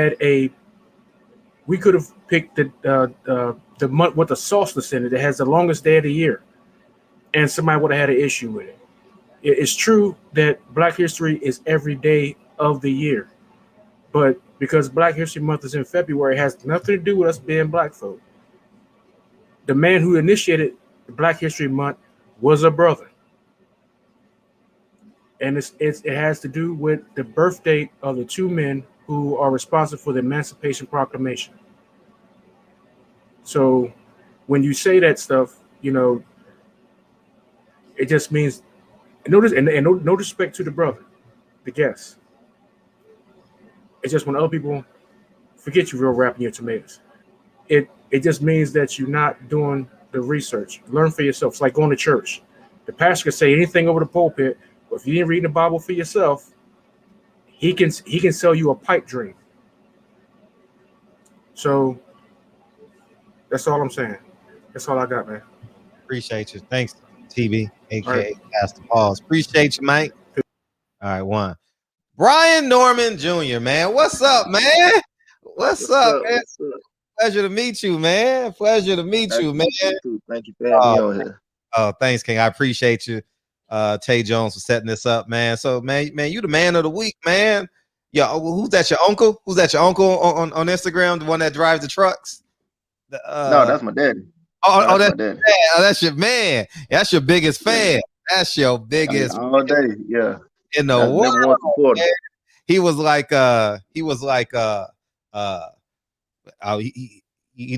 gonna go live for this sparring, but yeah.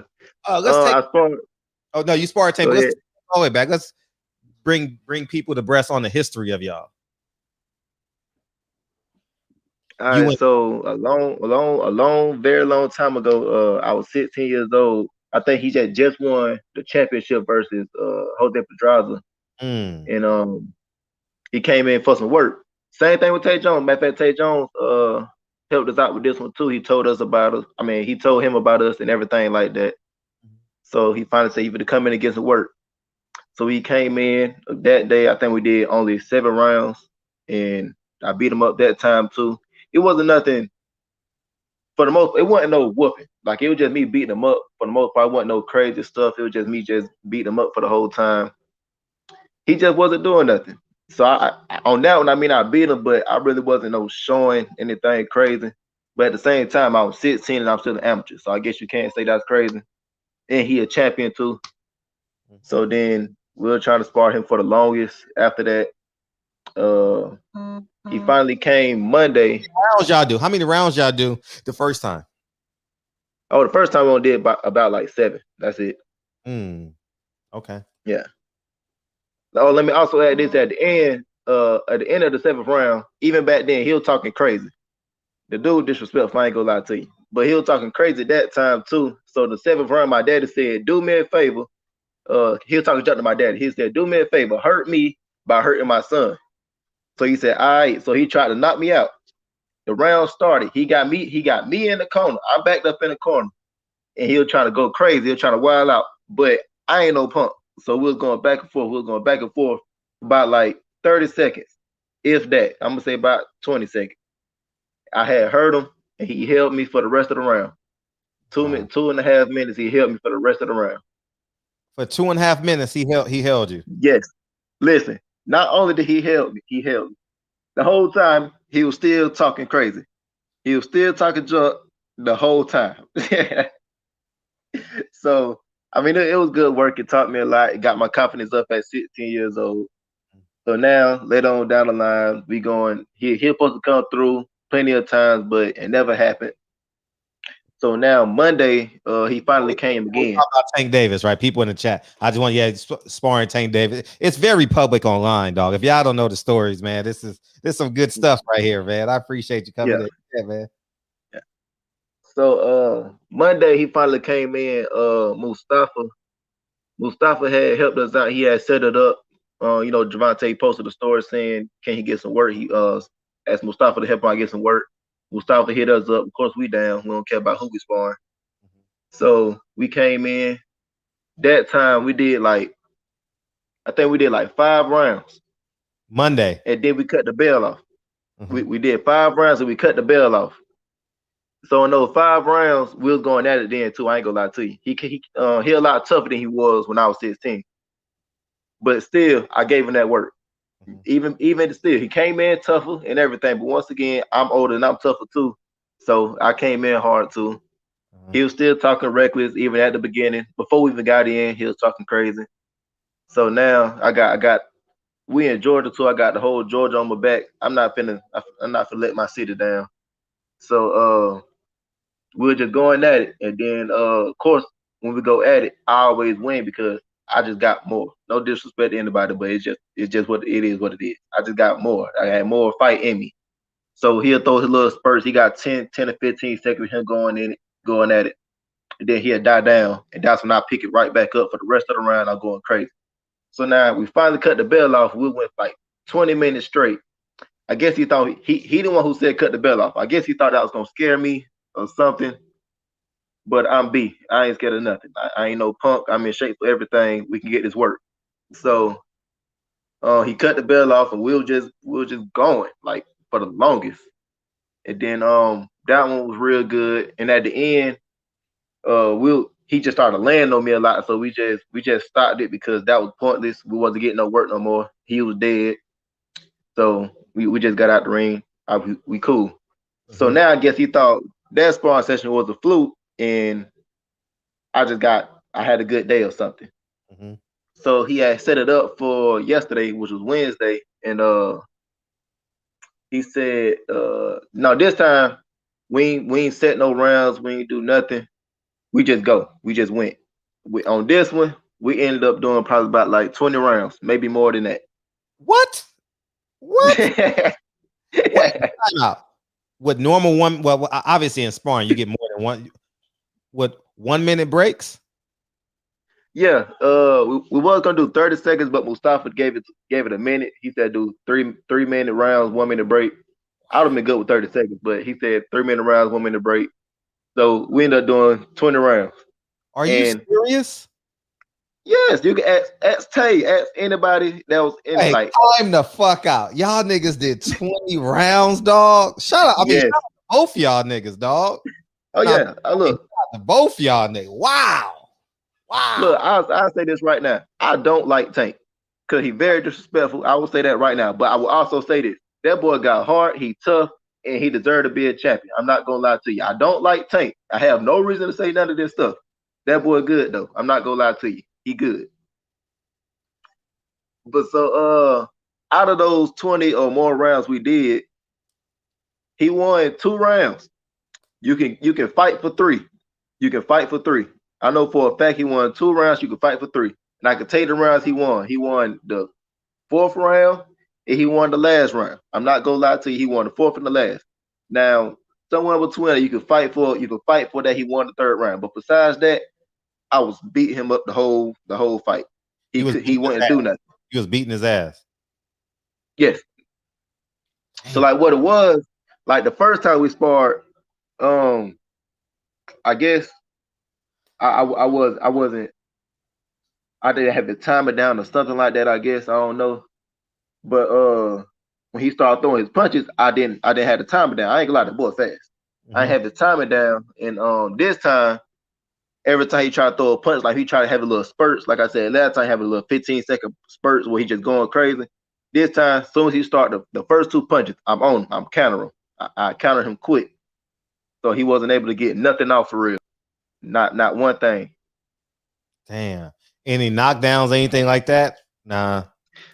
No knockdowns. He tough. But I will say the first part, on Monday, I had the nose bleeding. He had a white shirt on. He walked out with it pink. And I walked out just like I am right now. I'm cool. Really? So, yeah. So y'all got a real rivalry going down over there, huh? Yes, I don't like him. Not at all. Like he not a good dude. He not a good dude. I ain't gonna lie to you. I mean, I would say that I thank him because he did teach me some stuff without him even knowing.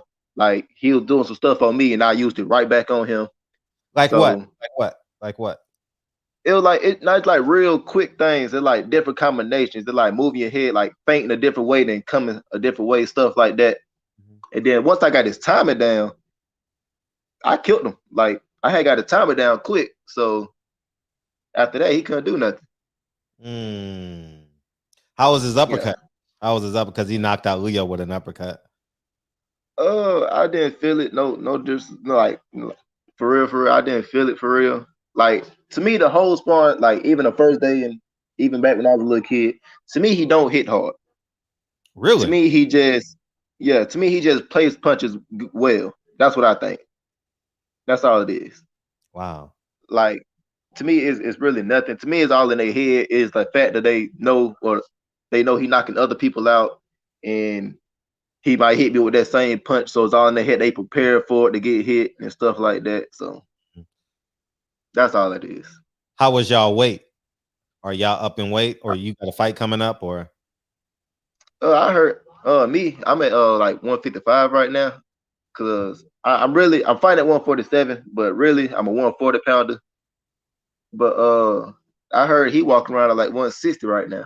Okay, 160. Man, that's he get big. Yeah. What's some of the things that Tank does well? Because I've seen him in sparring and he looked phenomenal. Like I've seen Tank look phenomenal in sparring. The main thing I would say he good at, and I'm stealing this from him, not gonna lie. That boy explosive. Like when he had his little spurts, he was going. I ain't gonna lie to you. Like he was real strong with it. He was coming with it. He was fast, and also he could generate power from a very short distance. Like he don't need a lot of space to hit hard. I will say that. Like to get a good punch in, he don't need a lot of space. So I will give him his props on all of that. Yeah. What's some of the shit talking he says? Because man, it literally everything. It was nonsense. All right, so we coming out the very first round. Now the punch being thrown yet. Man, he too slow, man. Your boy trash. He can't even hit me. I ain't even throw a punch yet. So then I ain't even did nothing yet. But me, I don't talk. I don't say not one word. My daddy, the one you said, who was talking all the crazy stuff, he the one who talk crazy all the time. Okay. So my dad just see me in to beat people up. My job, I go in, beat people up, and I go home. Simple as that. So my dad the one going crazy and all that stuff. They were trying to tell him to chill out. Cause the first sparring session, Tank kept trying to go off course. Like all right, we right here fighting. He'll try to back up and turn over here to talk to my daddy. Like, just get back in here and fight. We ain't worried about that. So this time he trying to do it again. But my daddy here trying to stay quiet, so we don't got to worry about that. But then he started calling my daddy the B word, just everything. He just started just everything. Then at the end of it, y'all don't like each other. No, not at all. No, why? I'm talking about this. It's on street beef. It's on street beef level. Why did he come back for the work then? I'm curious. Why he come back? Because he thought I was a punk. He thought the first day was a fluke. And also, who am I? Like, I'm nobody. Like, status wise, I'm nobody. You can't let this nobody just come in and beat you up like that. You can't. You got to get your get back. But then I did him worse that day. So now what? You want to come again? We can do it again. How was his hand? He said he had some hand injuries. I didn't know about it until it just got out. But at the same time, I hurt my hand too, so I ain't worried about that. I hurt my hand in like the 4th round. Like I said, we did more than 20 rounds, so I'm not standing. Wow, and you still standing? And hold up. Let me also add this real quick. Yes. The very last round, we were supposed to do one more round, but he quit. So he said he set it up. He came out. All right, this is the last round. My dad said, "No, forget that. Let's do 4 more." I think he did like 2 or 3 more, and he just straight up got out. We only had 1 more round left. That's it. We only had 1 more round left.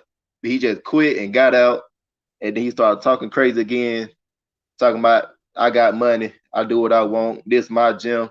I pay your bills. Come work for me and all that stuff. Yeah. I'm not stunting your money or anything. I'm not stunting your clout. I'm not trying to work for nobody. I'm B. I'm gonna be all right. I don't need you. All right, I'm cool. What now when you see him in comparison to Devin Haney's and Teofimo Lopez and Ryan Garcia's, can you see why he's a world champion, or you think that he has some holes in this game? I see why he's a world champion. I'm not gonna take nothing from him at all. Like I said, I don't like him, but I give him his props all day long. The boy quick, fast, hit. He plays shots well. I would say he got good defense too. I was tagging his body, but he got good defense. The only thing I say he need to work on, what we pretty already know, the boy get tired. He can't push the pace, not at all. Like, I don't care if it's the very first round. If he come out strong, that's gonna be his last round right there. Wow. And it's very visible. It's very visible in terms of his conditioning. Yes, like you don't see him. I mean, he do breathe hard, but you don't really see him. Like, his posture don't get bad, but you just see his. All right, how you gonna come out swinging crazy, but then you just die? Like, that's what he'll do. He'll come out crazy and he'll just die. Like 5 rounds. He'll come again for another 15 seconds and he'll die. So that's how I just kept getting him. And but like yesterday, I wouldn't even let him get 15 seconds off because I had got his timer down. So as soon as he tried to go crazy, body shot, boom. And I shut him up and he'll sit back to trying to move around again. And he couldn't do nothing the whole sparring session. Not one thing. Who was there with him? Who came with Tank? I don't know nobody. I ain't gonna lie to you. I don't know nobody. I'm saying so because people gonna want to interview them too, because they want to tell their side of the story, and you can tear it down because now I don't know nobody on his team, so I can't really say on that one. I think I heard a dude named KP or something like that. Okay. I don't know him, but I think I heard that name KP. Okay. Yeah. And you're 18-0 with 15 knockouts. Yes. And I also have another fight coming up March 10th. That's gonna be on Showtime, Showbox. Oh, we watching that now. Oh shit, you done got 20,000 more people to watch you, nigga. I ain't gonna even lie to you. March 20th, you on Showbox, right? Yeah. Okay. Not March 10th. March 10th. Yeah, that's a Wednesday, so that's Showbox. Yeah. And who are you fighting? We still working on an opponent right now. I got off the phone with my manager a while ago. He said he's still looking for opponents. So we still working on that one. And you're with you and Cameron Duncan. Cameron Duncan. How's Yeah, that work? Jerron Ennis. Yeah. How's that? Also, April 11th, I'm trying to get on the undercard of Jerron Ennis. That could be on Showtime though, like the real deal Showtime. So he trying to get me that too. Yeah, he's fighting Sergio Lipinets, right? Yeah. Yeah, They're trying to get me on that card. Yeah, I'm gonna have Cameron Duncan come on. I talk to him fairly, maybe once every 2 months or so. So I'm gonna interview him and leading up to your fight March 10th. I'm gonna see if I can get him on. And he doesn't go to the fights though, right? Nah. Yeah, he only been to like one of my fights. That's about it. So. Yeah, I know he don't. I've never seen him, so I'm like, I see his fighters fighting, but I've never seen him at the. So you see yourself like at 140 or 147, like realistically in terms of. Right now, 140. I made 147 easy. Like my next fight, I think that could be at 145. So I'm gonna get down there easy. I don't have a problem making the weight at all. It's just it's no real big fights right now. So why go all the way down? Gotcha. So once I get those real deal fights, I can make 140 no problem. Earl Spence, Terrence Crawford. To me, that's an easy fight. I ain't gonna say an easy fight, but I got an easy pick on that one. I got Errol Spence. Why easy? Why you say it so like? Because I feel like he got too much. What I mean by that is, all right, as you see with the Mikey Garcia fight, I know he's a little dude, but he can also box too. Don't get it twisted. I know people say Terrence Crawford the superior boxer and all that stuff. Spence can box too. So you got that, and then also when they come out of pressure, I got Spence all day. I don't care what nobody says. When they come out of pressure, I got Spence. Wow. And your amateur background. People gonna want to know about your amateur background and stuff. I think I won about like 6 or 7 national tournaments. That was like late, like 15 years old. Then I won every fight ever since then, pretty much. And then I had over just about 150 amateur fights. I lost 22. I don't know how many I won, but I know for a fact I lost 22. Okay. Why Cameron Duncan and not like Top Rank or PBC or anything like that? It was a good deal. Also, he caught me. The way he caught me was he actually caught me very early. I turned pro when I was 17. As soon as my 17th birthday hit, he called us up. You trying to turn pro? We can send you out to Mexico, get a couple fights in, and then work it all the way through. And at first, of course, we didn't want to do it because we want to weigh our options out and everything like that. But we didn't have at that time the way the age requirements and stuff like that. I couldn't get in no tournament, no real deal national tournament. So the whole 2017, I sat out. I really couldn't do nothing. So I had to sit that whole year out, and then he came, and then the rules were still messed up, so I wouldn't be able to fight again. I think the next year. So we just went on ahead and went pro. And also, you see, he had Terrence Crawford before. He got Jerron Ennis, Brandon Lee. He had Tim Bradley before. He had a whole bunch of fighters. So why not? That's very good management. Yeah. What has he told you about him working with Terrence Crawford per se? No, he just said Terrence Crawford cool people. That's it. That's all I can say. Okay, got you. And Tim Bradley. Same thing. He don't speak on Tim Bradley a lot. Not really. So I can't say nothing on that. Okay. So March 10th on Showbox, and you're fighting at 145.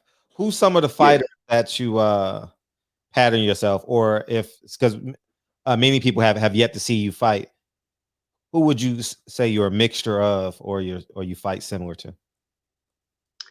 I'm gonna tell you my 3 favorite fighters are Mike Tyson, Roy Jones, and Marvin Hagler, and I'm a perfect mixture of all of them.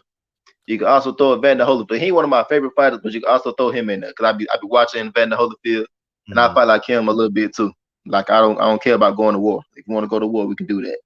Are you orthodox? But yeah. Can you say that again? Are you orthodox? Yeah, I'm orthodox, but I can't switch if I want to. Okay. So realistic. So imagine you. Well, Jerron Ennis will probably be. He's ahead of you, but imagine y'all got to fight. Mm-hmm. Imagine that. Are y'all friends at all? You and Jerron? No, I don't really speak. I don't really speak to nobody, not yet. We haven't even met yet or anything. But I believe we fight. It'll be one of the Hall of Fame fights. Cause I see the Hill Dog also, so I think that'll be a war. Arturo Gatti versus Mickey Ward type fight. Yeah, he has Sergio Lipinets coming up. Who do you like Jerron Ennis in that fight? Do you think he's ready for a guy like Sergio Lipinets? Yes, all day long. Now I got a question for you, matter of fact. Who you got? Terrence Crawford or Jerron Ennis? Whoa, I've never had that question. I've never even thought about that question. I would say Terrence Crawford right now. I agree. Jerron Ennis, you haven't seen him being tested for real yet, so we can't say nothing on him yet. That's what I haven't get hit.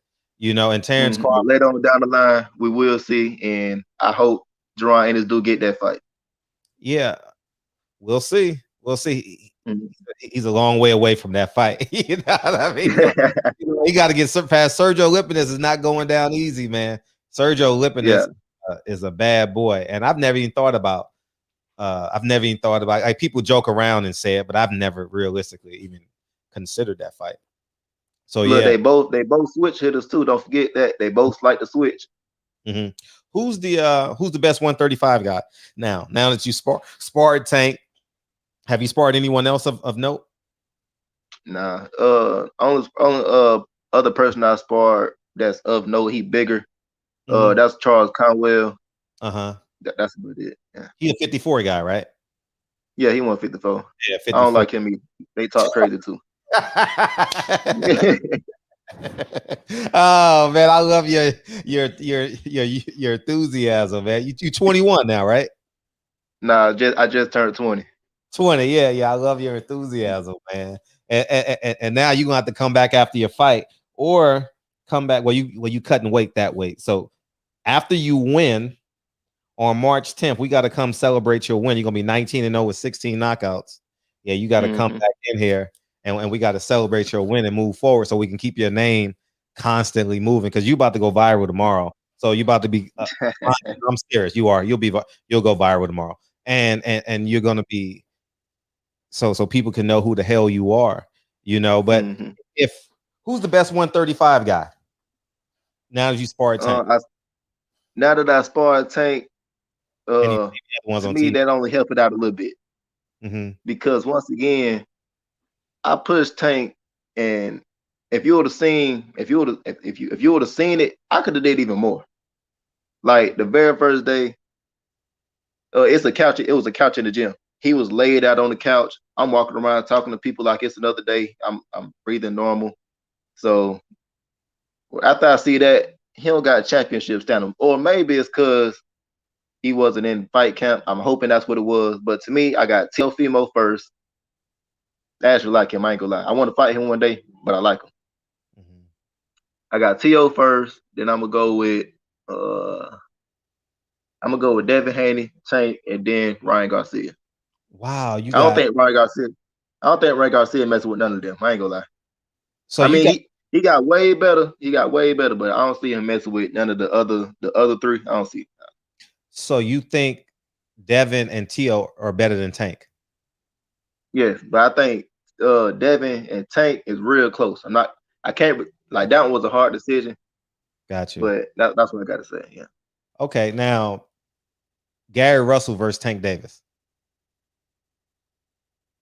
Good fight. Russell could take a punch. I'm gonna go with Russell. The reason why, because to me, this seems like the only game plan with Tank, be in shape. Have skills, of course, but be in shape. Just keep pushing him. And Russell ain't no punk. So he gonna get in there. People say that a Russell comes in on the small side versus a Tank Davis. At the same time, though, who has he fought that really hitting like that? So we don't know if he could take a real big punch like Tank, because Tank ain't no punk. I still say this to this day. He ain't no punk. So Tank takes some big shots. Yeah. That boy hit hard. Like he played some real good, and like when he hit you with, like, he caught with some clean shots. To me, it didn't hurt. No lie, it didn't hurt. But I can see why people would say that boy bad, because he caught with some clean shots. I'm talking about head spinning, all that stuff. It was one of those, head turning, all of that. What's outside of his lack of conditioning, what's some other weaknesses that he may have? He it's two things. He start too slow. So like I might win the first 4 rounds or anything before he even do literally like a 2-punch combination. And then when he finally get warmed up, he still don't set a good pace. Like I can still outwork him. Not the fact that he tired or anything, but how you start, it also a little bit go along with how you fight the whole time. If you start too slow, it's go hard to start slow and just explode and keep going. So he starts slow, and he like when he ease up, he don't fully go because he didn't warm up for that. Gotcha. DB, I don't know if you're still in the chat, but if you gotta if you want to ask some questions, feel free to put in the chat if you want to ask a couple questions. How would Gary Russell beat Tank Davis? The only thing guys hands, I know for a fact he's not gonna knock him out. I just know he can outpoint him. That's about it. That's all I can see. I don't see no knockout or anything. Like, believe it or not, me saying that is very big. I even don't believe it that much. So if he do win on points, it'll be a very close fight, because I think he will go down a few times. How's his IQ? How's Tank's IQ? Oh, his IQ up there. I ain't gonna lie to you. It's up there. Like I said, I stole a lot from him right then in his face. So everything he did, I did it right back. You was having fun. So y'all did a total of 5 plus 20 minutes, 20 rounds. So that's 25 rounds plus 7 rounds. And how many did y'all do Monday? Monday, like I said, Monday, that's when we did the 5 rounds, cut the bell off, and did 20 minutes. Damn. So y'all pretty much know each other well. What's your take on Shakur Stevenson? DB wants to know. DB, you want to call in or no? What's your take on Shakur Stevenson at 130? Where does he fit in? At 135 or 130? Where does he fit in with that group? I got him over. Matter of fact, I'm gonna put him right there in that little 2. Like I said, with David Haney and Tank. Cause like I said, I can't pick between them. But I'm gonna put him in those little 3 right there. I can't really choose on that. Okay. And what do you say, DB? Oh, Truck Simpson. What's your take on Truck Simpson? I ain't seen him as a pro, but I seen him as an amateur, and that boy bad. I ain't gonna lie. Like, we was in nationals a few times. I did see him get dropped once. I ain't gonna lie. I seen it, and it shocked me because the dude wasn't all that, but he came and stopped the boy, so he backed it up. Okay. And Jarvis says, if you and Tank fought in a real fight, how would that play out? I think it'll be worse, because like every time we spar, it just get worse and worse. And now I got his timer down for a fact, and now I know people gonna try to say he got 8-ounce gloves and stuff now, but I got 8-ounce gloves too. So that means I'm gonna be faster, I'm gonna be sharper, and I'm gonna hit harder too. Forget what he got, what I got. I'm finna put him to sleep. Does he trust his conditioning, Tank? No, not at all. I don't think he trusts his conditioning. That's why he got a slow pace. What's your take on Calvin Ford? Was he there for the first sparring or the second sparring or the third sparring? His trainer, Calvin Ford?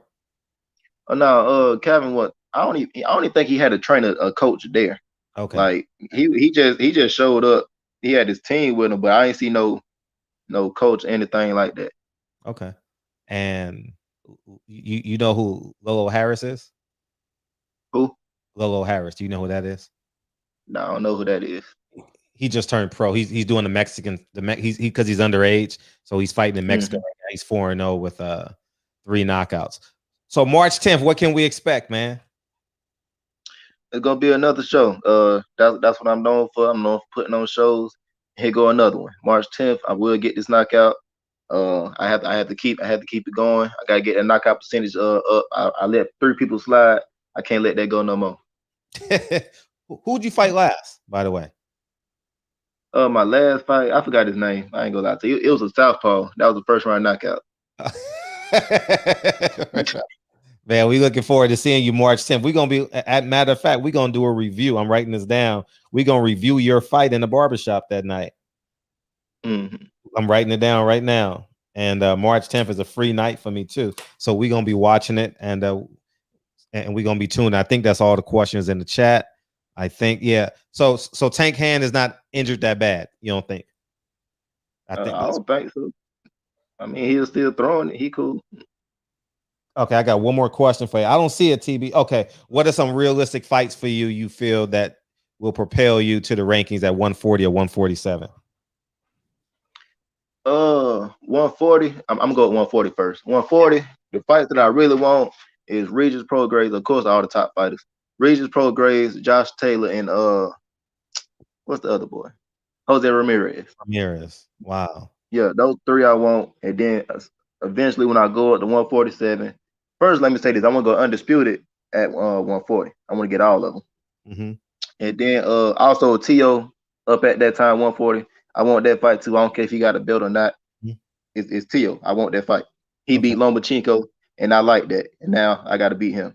Okay. But also when I go up to 147, if Terrence Crawford or Errol Spence still there, those are the main fights I want. Okay. Like who don't want to fight them? They the top people. So of course I want to fight them too. Okay. Earl might be gone by then, but before you get a belt, you probably got to fight a guy like Sean Porter. At 147, yeah. That's if he's still there. At the same time, he's starting to like go down. So I don't know if he might retire soon or anything. Like as far as like championship, that one I go down. Like championship wise, you don't really see him in the spotlight that much. Like on championship fights, you don't really see him like that for real, as much as he used to. Okay. Like now he lost to Keith Thurman, Spence, and to me he lost with Ugas. So now to me he on the decline. So you think he's like a like Sergio Lipinets level? Oh no, I ain't saying that. No. Okay, no, I'm way better. Okay, because I was about to say I think Porter's a little better than Sergio Lipinets. No. He's very Porter's still up there. I ain't saying that. I ain't saying that. Porter's still all the way up there. So he's not. I'm just saying, like he's not a gatekeeper. He's just not a championship fight. He just can't get over that. Basically, Jarvis gatekeeper. Is Sean Porter a gatekeeper? I won't say he's a gatekeeper. I say he's a gatekeeper for the championships. Now I say Sergio Lipinets. I say he's a gatekeeper for regular fighters. Like I won't even say that because he is savage too. I never even put it in that perspective, but that definitely makes sense. You know what I mean? Yeah. Because Sean Porter would beat the shit out of Sergio Lipinets. He would just easy. He would just maul his ass. But I see where he'll fall short, like against like Keith Thurman. And Keith Thurman, what's your take on Keith Thurman? To me, his punch is too big, so I see why he lost against Manny Pacquiao and stuff like that. So to me, with him, I want to fight him one day too if he's still around, just to show him what one time power feel like. I'm here the one time he going to sleep. Yeah. And Virgil Ortiz, he may still be there when you're there. Virgil Ortiz. Yeah. I want to fight. I want to fight him one day too. I heard he is savage too. I ain't really see a fight for real. I just heard he is savage himself. Mo Hooker, any thoughts on him? I don't think I could say. To me, I don't see how he was a champion. Like no disrespect to him, but I don't see how he was a champion. Like everything I seen from him, he looked like I don't want to say it, but he looked like a bum to me. I know he probably got fans out there, but to me, he don't look like a lot. Yeah, and people know how tall are you? I'm only 5'8". 5'8". But shit, that's great height for welterweight division. Mm-hmm. You know, the cutoff might be 54. You know, you got to get, man. Them 54s are some big son of guns, man. You know, hold up. You saying that, but Canelo at 168. Man, Canelo, he cheated his way there. Man, like, come on, man. Hey, Canelo different. I ain't gonna lie. Canelo different.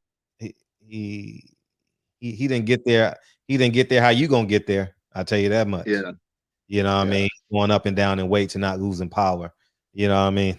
I don't know, man. Man, we appreciate you coming in here, man. I'm gonna chop this up for you, man. And I appreciate y'all for having me. No, it's gonna be good. And tell your dad, man. He had me excited Monday, man. I was looking for the live stream, man. I wish I would have live. I know he got some clips, so if he ever want to release them, tell him to send it to the bar. No, we ain't got no clips. We ain't got nothing. Like as soon as the live stream was on, they were talking about no cameras, no recording, everything like that. So they won't let us record. They wouldn't even let nobody take pictures. That's another thing. Like when the fight started, they wouldn't let nobody take pictures. Like they were trying to cancel everything. Wow. Well, March 10th. Hey, somebody said in the chat, if you don't show out March 10th.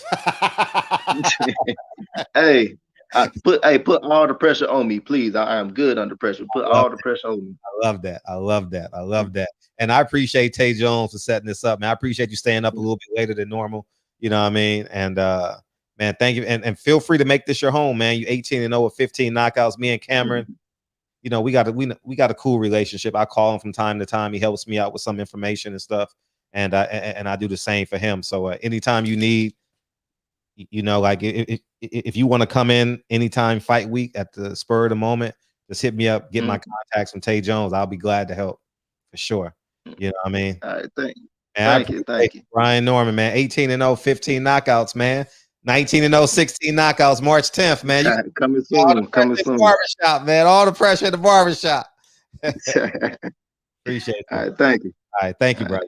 All the time. Yeah. That was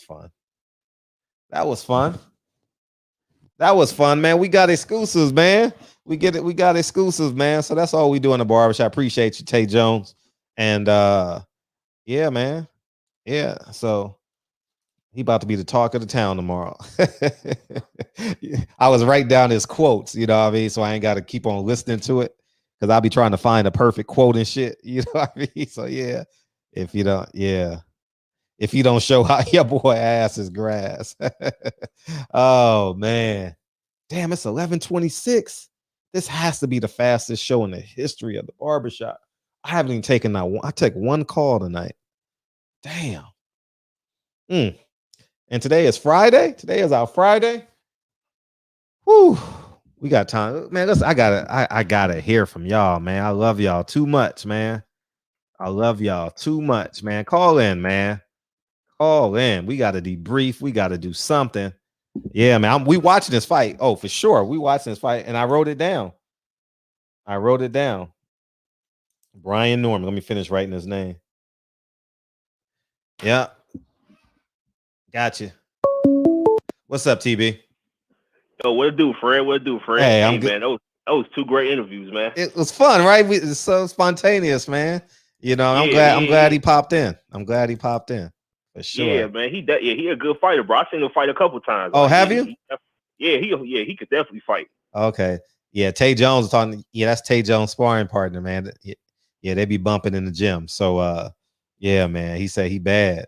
Tay like he bad. You know what I mean? Yeah, I've seen some of his fights on YouTube. Like he was knocking motherfuckers out. For real. I believe you. 18-0 with 15 knockouts. You know, box rec. You know, they say they tell the truth over there. You know, so yeah. But man, you see that shit with on Blue Blood, man, with Dave Benavidez, man. Like, yeah, the press is on Charlo now. Oh man, David Benavidez ain't playing, y'all. David Benavidez ain't playing at all. And I love it. Hey, me and DB will talk about David Benavidez, man, because I need to bounce off him. But hey, David Benavidez is penetrating Fred, man. Excuse me. Y'all know what I'm saying. Like David Benavidez is, man, dog. David, man, I love, because I was a Fernando Vargas fan, you know. He was always on Power 106 out here. Like once every 3 months, Fernando Vargas just popped up on Big Boy. You know what I mean? They had some type of friendship, you know? And So, but yeah, man, I'm liking his demeanor. I'm only 24, man. Let's make the best fights. You know, I'm only 24. Let's make the best fights. And I don't want to hear nothing. I don't want to hear he ain't got no mandatory, because you don't need it. You don't need it. You're fighting at 168. You don't need it. You know what I'm saying? So make the best fights. And I know he's with Al Heyman, so I'm pretty sure Al Heyman can put the language in the contract, so his status at 160 is protected. But I know once you go out to 168, he ain't coming back down to 160. I know that for sure. Hell no, he ain't coming. He ain't coming. But just put in the contract. But yeah, man, that's a hell of a fight. Oh man, that's a hell of a fight. It's the best fight in boxing. That is the best fan-friendly fight we can make in terms of big names in boxing. Absolutely.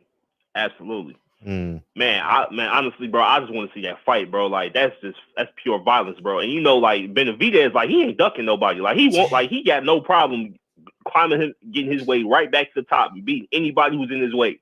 And that's what I like to see, man. Like a guy who's just fearless, who not picking nobody, not ducking nobody, just wants to fight the best. Yeah. And I don't care. To be honest, that's the best fight for him to make to really get himself to the winner of the Caleb Plant and Canelo fight.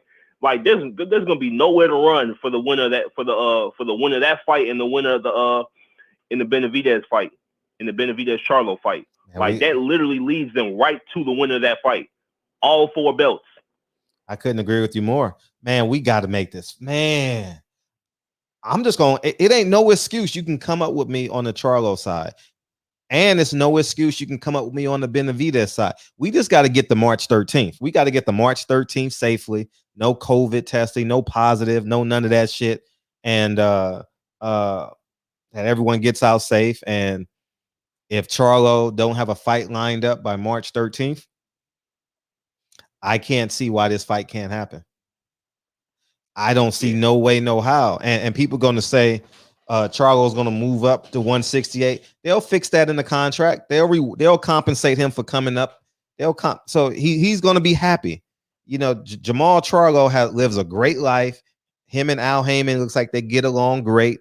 So you ain't got, in my humble opinion, I believe Al Heyman will take care of him on the business side for coming up to a weight class. And it'll be compensation. The fight may be in Houston. They may give him an extra 500,000, 300,000 to come up in weight. You know, it is a bigger fight than any. We might have saved Al Heyman $25 million a fight. Because, I mean, keep it a buck. The fans might have saved him because now Al Heyman is sitting here like, shit, I got a better fight than Canelo. Anybody Canelo can put up against, I got a better fight. I got the 3 guys you need for pay-per-view now. I got Charlo, Benavidez, and Caleb Plant. Now you got to come to me. Like, you see what I'm saying? Like, we ain't got to chase you now because after you beat this guy in May, okay, go. What you gonna do? What you gonna do? Al sitting here like, come on, come to me. You know, and now you're gonna have to bend a little bit to get the deal done, you know. So that's where I'm at with it. So if we can get Charlo Benavidez or Benavidez Plant or Plant Charlo, any one of those dynamics, I'm happy. Obviously, I want Charlo Benavidez, but I think I'm satisfied, content, you know. Everything is even one of those good matchups. Like either one, like I like to see Plant Charlo. I mean, that's a good fight. Yeah. Plant Charlo. I think that'd be a little bit different style for Charlo, but I think that would still be a good fight, especially somebody who can move and who can box like that. Yeah. I know ain't a problem. I know weight is not a problem, but he is coming up to a new weight class. You know, I would definitely advocate that Jamal Charlo should be compensated for taking the greater risks. He's a world champion at 160 and he's coming up to 168 to daring to be great. That's the terms they use in boxing, you know. So I would advocate that he gets something. But Benavidez his likability factor in the barbershop is growing every day. I feel it, you know, and I respect him for doing it, you know, because at the end of the day, the Chargos ain't been in the barbershop. You know what I'm saying? They getting grandfathered in respect. You know what I mean? So, you know, just for the love of our people. You know, so Benavidez is respectfully coming. I saw them on Blue Bloods channel today. They doing everything right. They saying all the right things. And I would and I'm gonna keep it a buck. I don't give a fuck what they say on those Latino channels. They're supposed to say it. I don't care. I don't care. The same way I use nigger over here, the same way. I don't care what they do, because when they go over there, they should feel comfortable. I'm just keeping it a buck. I grew up in Los Angeles, California. You know, I mean, I don't care what a Mexican say about me with his Mexican friends. I train in a Mexican gym. I don't know what they saying. I mean, I know, but I'm just saying they can do whatever they want. As what you call it said, that conversation is for them. Right, that's their people. That's their people. Let them do what they do. You understand what I'm saying? So because I already know in the build up to this fight. Did you hear what he said on that channel? I don't give a fuck. He's supposed to. Jamal Charles supposed to be what's the derogatory term for a black guy? Aggressive and shit like that, like how they be acting. Yeah, let them, because we're gonna do the same thing here. So what the hell's the difference? I don't care. I don't care. I personally don't care. You know, so let's make the fight. Everybody's happy. The Benavidez looks like a great tight-knit family. Chargos has been great to us over the years, man. They've taken on every challenge, especially Jamel. Jamel has taken on every challenge, and he's only lost one time. You know, so I respect that loss. Yeah, and he avenged the loss. So I respect them. I admire them. I think their mother and the father, they come from a great genetic pool. I've always said that, and I just want to see the fight. I know I'm gonna get called. I know when I go to East LA, I used to play basketball in East LA a lot. I lived in Whittier 14 years. I know I got called a Mayate. They're supposed to call me a Mayate. They're supposed to. That's par for course. If I'm playing basketball, because I was always probably the best basketball player every time, especially pickup ball. In my younger days, I was always the best basketball player on the court, right? And if I'm playing against 7 Latinos and 3 black dudes, they're gonna call me a Mayate. I know that already. I'm not getting mad. I'm just gonna bust their ass again. You know what I mean? You're supposed to. I'm in your neighborhood. You're supposed to call me a Mayate. You're supposed to say fuck him. And I know what you mean when you say fuck him. And it's okay. I'm getting to 11 first, and your ass gonna call next. How about that? You know, so that's it. So I don't play. Maybe it's because I grew up in New York, and I grew up in Los Angeles. So that shit don't really. I understand the politics, but I don't move like that because I know what to expect. I'm 40 something now, so I know what to expect. You know, I may respond to it because it's a galvanizing spirit for a greater lesson. I may do a video on it, but at the end of the day, it don't really move my spirit when I hear it. For real. Yeah. Mm-hmm. So this is my last point. Well, yeah, first, if I expect the WBC to sanction this fight, quote me on this now. Watch, they're gonna make this for the diamond belt. Just quote me on that. No, they're gonna make it for because they have no obligation to it, because Canelo is both champions. They're gonna make it a title eliminator. You get what I'm saying? So they can keep the guys. They can keep the guy there. Yeah, but do you think that's a pay-per-view fight, or do you think that's just the It's right there. It's right there. It's right there. It's right there. It's so close. So close.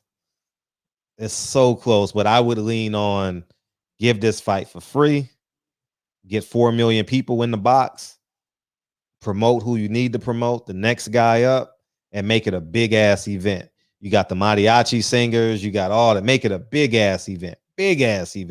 make it the best free fight ever in the history of boxing. It's right there. I don't know where you can go either way with it because I'm one of the first people to buy that pay-per-view. So you can go anywhere with it. I don't know if you want it pay-per-view, I agree. If you want it free, I agree. So wherever you want it, I'm comfortable with. I think if they make it a pay-per-view fight, they got to put on a damn good undercard. They got to put on a great undercard. Right. Undercard. Right. But free TV will blow that shit out of the water. Whoa. Yeah. Absolutely. Oh Absolutely. my gosh. And you got some good shoulder programming too, because you have the preseason NFL. Oh my gosh, you have some great shoulder programming. Oh man, then you got Mexican Independence Day. I don't know if it'll be before or it'll be after. Totally your discretion. You know what, man, we'll be excited. Don't you know we won't talk about no other fight but that fight for 4 months? I ain't lying. And For guess real. what? Jamal gonna be Jamal don't understand how this fight is gonna make him a superstar. This win or lose, this fight, the build up to this fight makes him a superstar, a household name. It makes you a superstar when people talking about you every day. Who gonna win? Don't you know in LA, no one's gonna be able to pick a winner in that one? For real, for real. Shit, I can't even pick a winner now. Man, that's a hell of a fight. Well, David Benavidez is last to act, so he's going to win over the guys who don't really know, because he's projected to do really well against the guy he's fighting against, Ronald Ellis. So he's gonna have, and his knockout is gonna be sensational, when he throws those combinations. So yeah. So that's it. Yeah, that's all I have for. I'm back in the chat. All right, appreciate you. One. All right, one. I mean, I'm pretty sure it's online somewhere. I got tons of tape in my room, but it's public information, man. I don't have to lie. I'm in LA. Everybody knows, man. Everybody knows, man. I had so many trophies, I had to throw them away. I literally had to throw them away. I had so many, so. But yeah, and they all look the same at the end of the day. That man shooting, whatever it is. But yeah, man. But yeah, I'm excited. The phone lines are open, man. Let's go. Let's go a couple more calls. DB, you still in here? You still in here? All right, man. You still in here? All right, good.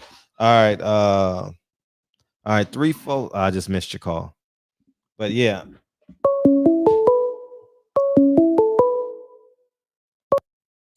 What's up, 347? What it do?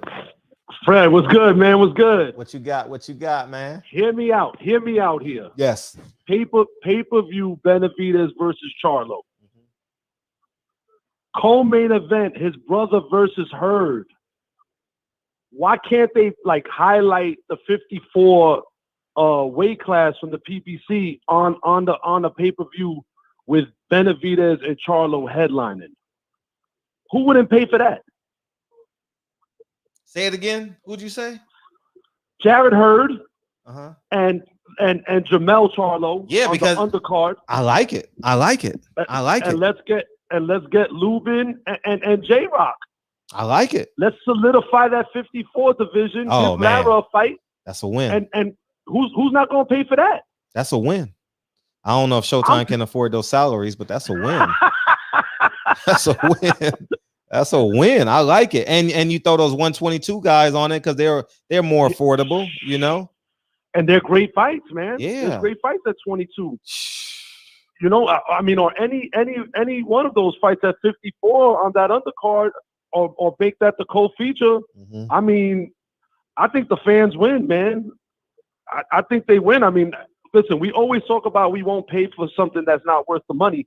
I mean, if you're paying $50 for a card like that, why not? Right. That's just my opinion, man. I'm gonna get off here, Fred. No, you making sense. You making sense. You making great sense. You know what I mean? Like Al got to make that happen, man. You got to make that happen for us. And I'm an Al Heyman supporter, but he's got to make that happen for us, man. Yeah, you know what that would do, man. He owes us a couple. The undercard. He does. His undercards has been trash. His undercards has been pathetic. But you want to know what's not to cut you off, Fred, but I remember when I was a young kid, the undercard was always highlighting the next guy up in elevation fight. Yeah. You know what I mean? Like when have we gotten away from that, man? I remember Danny Garcia fought what's his name? The Argentinian dude on a Floyd undercard. Oh, why am I forgetting this guy's name?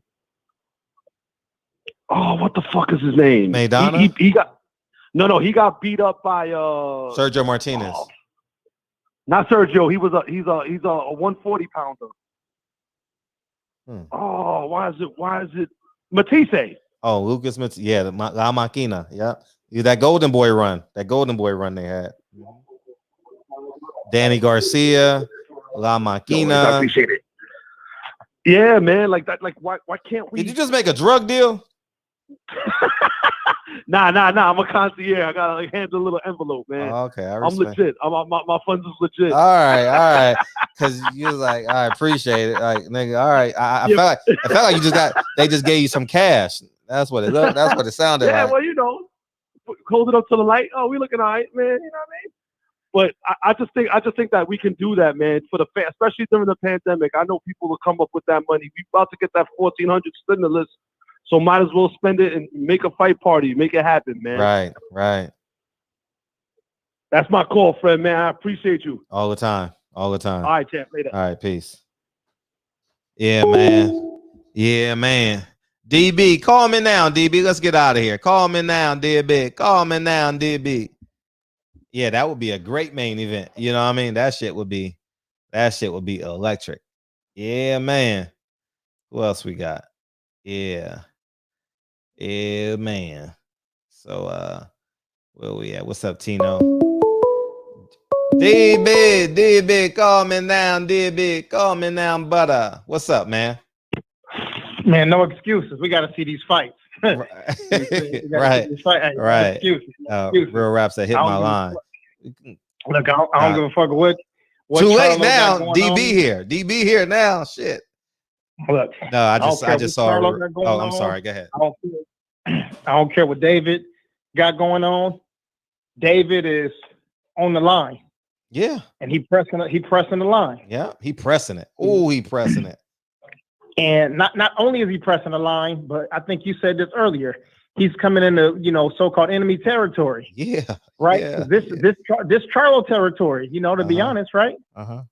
90% of us in here, Charlo fans. Even though they would never come to the barbershop, no matter how much we support them, but we still rock with them. Yeah. This dude came here. He went to Blue Blood. He probably gonna make another round or two. He going to Ellie's. He going everywhere. He probably going to Fight Hype. All them guys. You know what I mean? Champ Side. I said Champ Heart. Champion Heart. What's up, big homie? Hope you driving safe out there tonight. Shit. I didn't. And he's not being disrespectful. He's just saying it like it is. He's saying, "Look, I'm ready for the fight." And if the dude ain't ready for the fight, if Charlo ain't ready for the fight, then he's selling wolf tickets. Right. And listen, if the shoe was on the other foot, I'll be calling David all kind of hoes and everything else. It would be a motherfucking avalanche. If the shoe was on the other foot, if any non-black fighter said 24, what did you say, 24, 25 and got to take COVID, oh man, would have been like, oh shit. It's the same thing as Canelo saying he's not fighting a Latino brother. Right. Yeah. So I don't want to hear none of it. You know what I'm saying? And I know everybody from that state. They don't want to hear nothing else. They don't want to admit to it sounding cowardice. Listen, he might get in the ring and fighting. Yeah, he might. You know what I'm saying? But it sounds crazy. That's all. And he might get in the ring with him soon. And he might get in the ring with him and knock him out. Yeah. Right? Cool. That's what he's supposed to do. Yeah. But right now, it don't sound like it. You know what I'm saying? That when he put the vaccine on top of it too, I'm like, dude. Yeah, I thought it was extra. I don't know why people just don't accept the truth. I don't know what Mr. Vegas is talking about, but I don't know why he just don't accept the truth. We went so hard on Canelo for saying he won't fight a Latino. We went so hard on him. And then you say he said two things. You got to be 25 and you got to take a vaccine. So if you don't believe one, you got to believe the other. You get what I'm saying? So, I mean, it's too many coincidences. You understand what I'm saying? Trouble don't follow you your whole life. You know what I'm saying? I'm not correlating them to trouble, but you know, you got your uncles and your cousins that everywhere they go, they just get in trouble. So like, you know, you got, if he was joking, guess what? March 14th, let's do it. Negotiations should be starting March 14th. I'm with y'all. I'm with y'all. But because I've never seen them, I've never even heard them talk like that. So that's what I'm saying. I've never heard them crack a joke like that. Like you got to do this to fight me. I've never heard the Charlo say that in my life. So, and that's good. I want y'all to believe it was a joke, because guess what? March 14th, what should happen? Negotiations should begin. And I'm with all of that. I'll guess what? I want to be wrong because I want to see the fight. So what the hell? Oh my God. Hey, appreciate you pound for pound. He said this better not be another Russell Haney situation. If I'm wrong, everybody wins. If I'm right, we walk away disappointed. So guess what I want to be? I want to be in Houston sometime in September or October. How about that? Yeah. Listen, man, we always talking about fixing the sport. Right. Boxing is dying. Boxing is full of shit. Boxing is this. Boxing is that. The fans are this. The media is this. Old media is this. Shit, we can't be a part of the same narrative that creates the bullshit. So the only thing is to get in the ring and do your business. Right. You know what I'm saying? And for some people, man, I think some people don't understand this, because we had the youngster in here just now, Tay's boy. I was seeing some dudes in the chat and they was mad because it's a name that they don't recognize. Mm-hmm. So as soon as he mentioned other people, you know what I'm saying? Oh, Tanker knocked him out. Well, he had a chance to inspire and it didn't happen. Mm-hmm. Yeah. You know what I'm saying? Yeah. So yeah. And then so like, this is boxing is bigger than these 10 fighters that we know on first name basis. That's why everybody's welcome here, y'all. Everyone. Imagine if I didn't interview Earl Spence when he had those big ass glasses on and that. Man, Earl looked like a motherfucking he had that scooter shit, you know, with no, you know, like first time I interviewed Earl was like 2012. What is that called? The that thing you put on your feet was real popular for a Christmas. They caught on fire once or twice. Not the Segway. One of those things. Yeah, Earl would go to fights and that shit, and I'm like, this kid. I know who he is. Obviously, I'm like, look at this little kid. You know, he's like a little kid. You know, and I interviewed him then. You know, so it's no. He probably wouldn't remember, but yeah, interviewed all of them. You know, so I don't say, oh man, you 2-0. Nah, nigga, you gonna be 10-0, and we gonna be like, man, I remember when he was on the barbershop. It's gonna happen because we ain't going nowhere. So that, you know how many times that's gonna happen through the course of the barbershop existence? It's gonna happen so many times. So let these young guys come in, and you know how they do it. Let these guys come in and get their shot. You know what I mean? Yeah. You know, because when he's 20-0 or when he's 21-0, everybody gonna say that they was fans and they was following from the beginning. Right. Like, no, you was hating from the beginning, but you just knew his name because he was on the shop. Yeah. Like, support the dude. You know what I'm saying? Like, what ties do you have to Tank other than you know his name and he's connected to Floyd? Mm-hmm. Man, let that shit go. You know what I'm saying? If we got somebody in here, man, shit. Floyd ain't our family. Tay our family. Mm-hmm. Right. You know what I'm saying? Right. Shit, Floyd ain't coming in here. Floyd ain't never gonna let Tank come in here, or Tank ain't gonna come in here himself because of his what's the word? His pompous attitude. You know what I'm saying? Like he was telling you, just heard what he just told this dude. He called his pops a bitch and told him, "I'll buy you. You work for me." You know what I'm saying? And man, listen, we wasn't there, but that sounded like some shit Tank could say because we didn't see them talking to Devin Haney that way. Yeah, that shit just hit me funny. Ooh, that shit just hit me funny. That you said. Now the dudes that didn't grow up with their dad, they ain't gonna feel it. You know what I'm saying? But if you grew up with your pops, around, and you heard some shit like that, like that just hit me. See, I knew it's different from him because he's going downhill with the story. But when you say it, it's like, what? This nigga said what? What? You know, you know, you about to get pistol whipped in the parking lot. You know what I'm saying? Yeah. Man, I remember the first time I seen that happen, I was like, wow. Your whole face, I mean, you're gonna be a disfigured man. Man, you ain't coming out of that looking the same for sure. Yeah. Man, that ain't no joke. That's like, man, that might be worse than getting shot. You know what I mean? I mean, life or death, obviously. Like, I mean, if you know, like a non-threatening wound. But yeah, that was disgusting to say that. Like, I'll buy you. Yeah. I'm gonna tell y'all, when hoverboard, that's what it's called. When you around 20 men, don't go to the money play. Don't do it. I know we want to as men. Find another way to get out there. You know what I mean? Don't go to money play. You know, like, you got 20 men. I don't care if you're black, white, Mexican, tall, short, Asian, or brown. You can't say I'll make more money than you. That makes you a weak ass nigga, man. You know what I mean? That makes you corny. That makes you corny as hell. I make more money than you. Nah. That shit. That's what it sounds like. Yeah, that's the dude that don't got no Mac. So look, that's what he do. Man, that's it. Corny. Don't go there. Brand new car. Yeah. He pull up in his brand new car and everything. You know what I'm saying? So you 16, 17. He 18, 19. He done had a few years. He done already graduated. He out there, you know, pushing whatever he got. And he gonna come to the high school to get the high school girl, but not even with no cool Mac, with no game. He can't jib to her. He gonna pull up in his car and she gonna get excited by the car. You know what I'm saying? And that's these fans. They see money and they see he got knockouts, so they get excited by that shit. Right. You know what I'm saying? That's he the dirty Mac ass dude. That's extra. You gonna get with the dude that ain't got no car? I'll catch the bus, babe. What's popping? Yeah. I got $1.15 for you. Your dude got you on the bus? Yeah.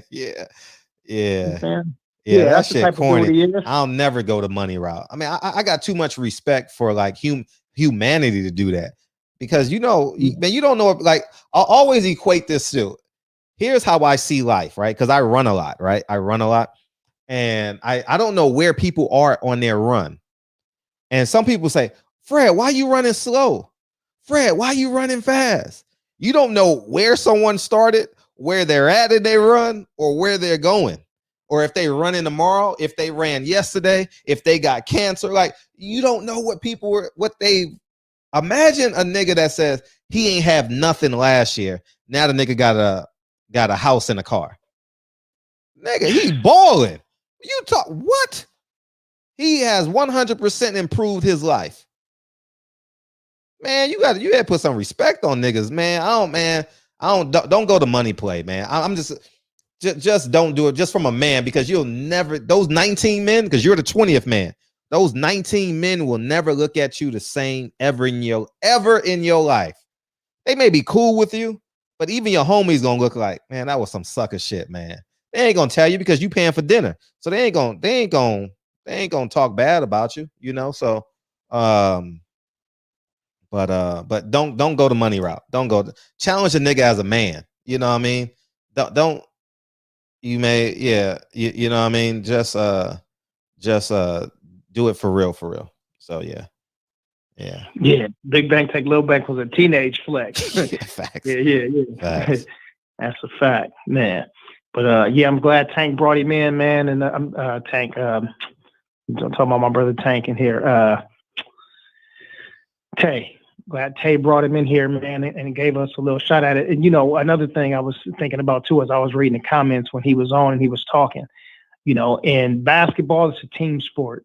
You know, football, team sport, baseball, those are team sports. So you have to have some humility and you know, you got to talk about teamwork and everything. But when you a combat fighter, you in that ring, that octagon, that cage, you by yourself. You know what I'm saying? It's you against another person. You know, it's what they call mano a mano. You know what I'm saying? And somebody trying to take your head off. You understand? So it's like one of those things you go in the house and your girl like, what's wrong with you? Like, man, I'm getting ready for a fight. A motherfucker finna try to take my head off in 2 weeks. Like, what do you mean? Why am I on edge? You know what the fuck I'm on edge. You know what I'm saying? So when these dudes come in here and they got this certain, you know, level of confidence, but it ain't, it's confidence, but it ain't super braggadocious. Like it's not annoying. It's not arrogant. You know, like when David Benavidez came in, he, again, to me, I didn't sense any arrogance. He was just saying, look, man, I want this fight and I need this fight. Like he told Blue today, he said, I need this fight for my legacy, for myself. I saw that. Not just for the fans to have a good fight, but I need to know myself where I'm at. So he said, if I can't get this fight, he said, he mentioned some other names too. He said, Daniel Jacobs. He said Canelo, Daniel Jacobs. The only name that he didn't mention was Boo Boo, but you know, I think that's just because he's still at 160 and probably not going to move up just yet because he'll probably end up getting a fight soon. But, you know, these guys are supposed to talk like that. You know, what else are they supposed to say? Well, I don't know. I just got to get in there and see. Maybe he's better than me. He might beat me up. You know, that shit weak, you know. But, yeah, man, I'm happy for him, though, man. I want to see these fights. Anybody that don't want to see fights, you a sucker. Any boxing fan or MMA fan or combat fan, and you don't want to see fights, you making excuses for a fight not to happen. We doing the same shit these suckers been doing. Who has he fought? What does his resume look like? He's not a draw. His style is boring. That's the same bullshit. You know, he got to take a vaccine, man. That's some bullshit. I know it's a joke. Right. Like, man, let's get some love to the family, man, before we get out of here, man. What y'all talking about? Real Rap said he talking on Sunday. I saw something that said Sunday. What are y'all talking about? Look at Real Rap being all sensitive and shit. He said Sunday, so I left it alone. And y'all know once DB come on, it's over. It's over. We had 2 guests on. It went longer than expected. Real Rap is alive.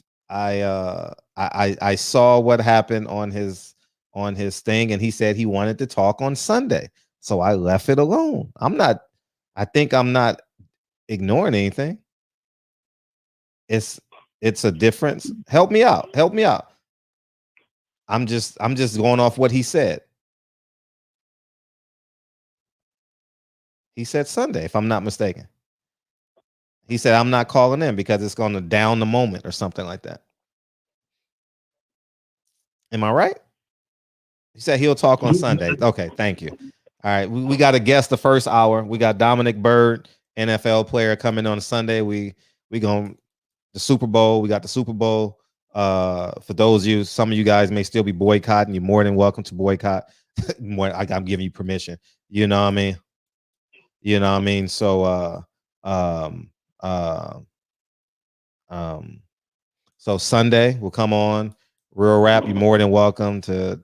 No, the wide receiver, the tight end. Yeah, when he goes off, you're more than welcome to talk and talk about what happened to you. You're more than welcome to do that. And we'll do it like that. You know, I was just reading what he put in the chat. You know, so that's all I was saying. So I put the link in the chat. He didn't beam in. So TB beamed in, and who else beamed in? That's it. So, but yeah, man. So that should be pretty cool. And yeah. Oh, I'm gonna tell you a great story. Oh yeah. Cali talked about this one time. Cali Enigma. Okay, cool. Got you. Cali Enigma. I wasn't with him at the time. Cali Enigma saw Floyd walk into the Ritz-Carlton. I'm gonna tell you how sucker shit this is. And I always choose character over anything. Like, I don't give a fuck if you're like president of America, and if you're disrespectful, I'm gonna tell you that you're a disrespect. But I wasn't there. But anyways, long story short, Floyd is with his security team, and Cali Enigma is doing what he do. I'm not sure if he wanted to interview Floyd or just say you're a great fighter, Floyd. Whatever. Cali Enigma is an awesome man. Have y'all ever met Cali Enigma in person? Oh, he's an awesome man. Like, he's awesome. When I say awesome, he's awesome. Like, spirit. Oh, he's awesome.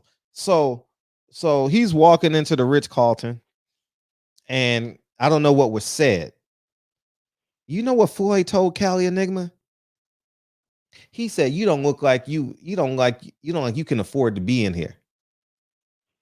And I said, "What?" I said, "He said that to you?" And Cali Enigma is dressed like me, because we running around getting interviews. Sweat. I look the same way as Cali Enigma. Sweats. I wear this to fights all the time. You know what I mean? So I was like, he said that to you, dog? And I said, no, I can't fuck with that. That shit was, swear to God, I'm not making up no story, nothing. Swear to God, no lie. Callie talked about it one time on his live. Yeah, and I said, nah. And I was like, Callie, I ain't fucking with that nigga. No. Character is just out of whack. You don't do that to men. Like, you don't do that to a man. Oh, nigga, you can't. Hey, you know how sucker niggas do. Hey, where we eating at? You know a nigga can't pay. Oh, we going to Houston's. Sucker ass nigga. Like, it's 10 of us, nigga. Why you only want 6 to go? That's some sucker shit. That's sucker shit to me.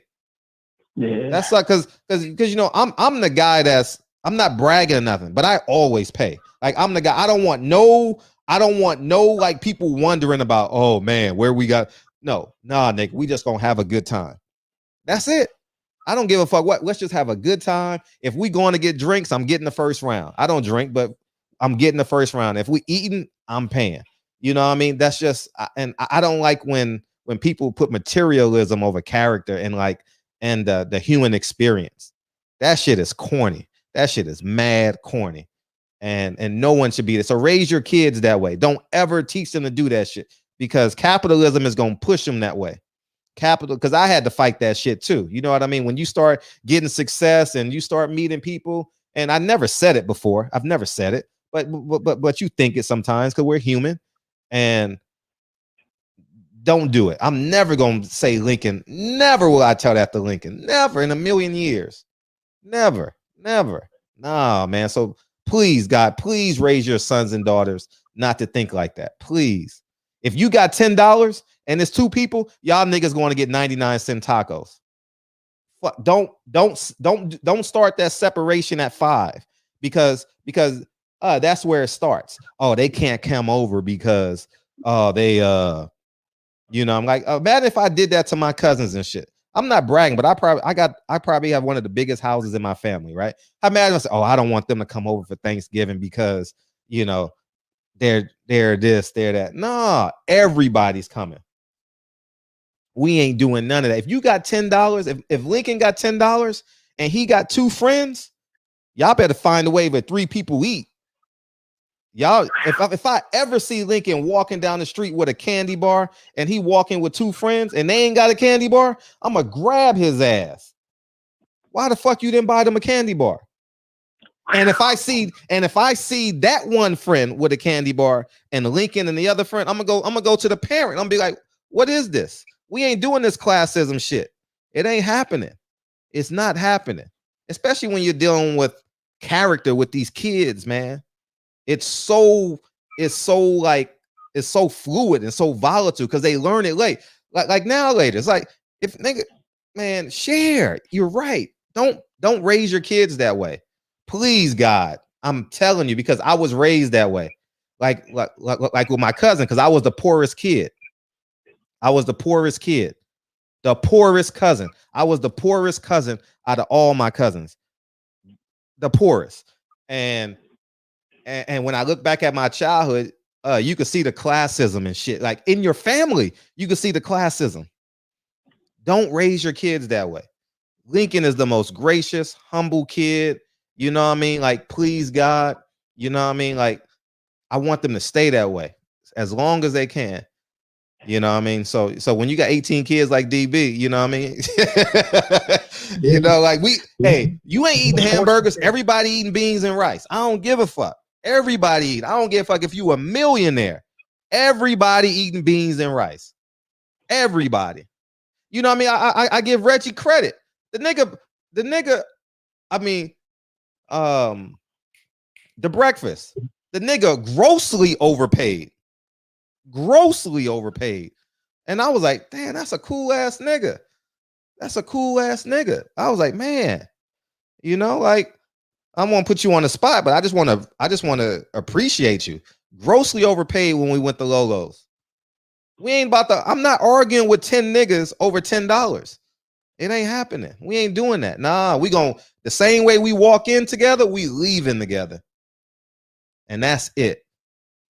And that's what's up, DB. Damn, you spitting on me? Nah, it's just that Tank shit bothered me, man. Because nah, you don't know who you talking to in the gym. Yeah, you don't know who you talking to. You don't know that little nigga could be like could own 13 buildings. That little nigga, or he's going to college to be an accountant, a businessman. The nigga could save you $500,000 on your taxes. Or on the opposite end of the spectrum, he could have been somebody that's a little weak-minded. He could have went outside and blew his brains out. Exactly. He didn't so bad. Exactly. And they doing that in open carry states like Georgia. You know what I mean? Like, nah, man. You know what I mean? Nah, we come together, we lead together. You know what I mean? And that's it. Nah, I don't believe in that shit. Nah, man. Every man has a struggle differently. You know what I mean? Like, I don't look at a man and be like, man, he probably broke. No, if you in my passenger seat, we gonna figure this shit out. Nah, we ain't doing that. Hey, what you want? I'm going to you want Burger King? I'm going, nah, I ain't never said that shit in my life. In my adult life, I've never said, hey, you want Burger King? I'm going over to Houston's. I've never said that a day in my life. I don't even know what that's like. So I just and I know we've been bred at that. You know what I mean? Because we go to cousins' house who got the big house. They got 2 parents, and I grew up in a single parent household, and money was very scarce. I was the guy that went down there with the food stamp book. You know what I mean? And you had the $2 food stamp, the $5 food stamp. That was me. You know what I mean? So I lived that life, and I know what that's like, getting laughed at and shit. You know what I mean? And you know what I mean? You go into your cousin's house to pick up a bag of clothes and shit. That was my childhood. You know what I mean? And you never know how life treats you. Because now they say I'm successful. So now you don't know. You don't know what's going to happen in people's lives. So it's better to bring people in, man. Bring people in. You know, that shit is disgusting. I'll buy you. Now you talking to a grown man that's raising a son. You saying I'll buy you. Man. Whew. I would have, man, if I would have been there and I would have heard that shit. I mean, I wouldn't have grabbed Tank by the neck, but he wouldn't have walked out that gym without seeing me. Ask Adrian Broner what I did to him. Ask Adrian Broner what I did. He'll tell you. Nah, nigga, we gonna talk, nigga. Nah, we ain't doing that nigga shit here. Nah. Y'all don't see the shit that go off camera now. Nah, we about to have this talk right now, nigga. Nah, y'all thought he just disrespected me. Nah, nigga. Nah, Fred don't take that disrespect. Adrian Broner will tell you. I cut the camera off. I laughed and I cut the camera off. And I said, AB, hold up, nigga. You owe me an apology, nigga. He'll tell you. Swear to God.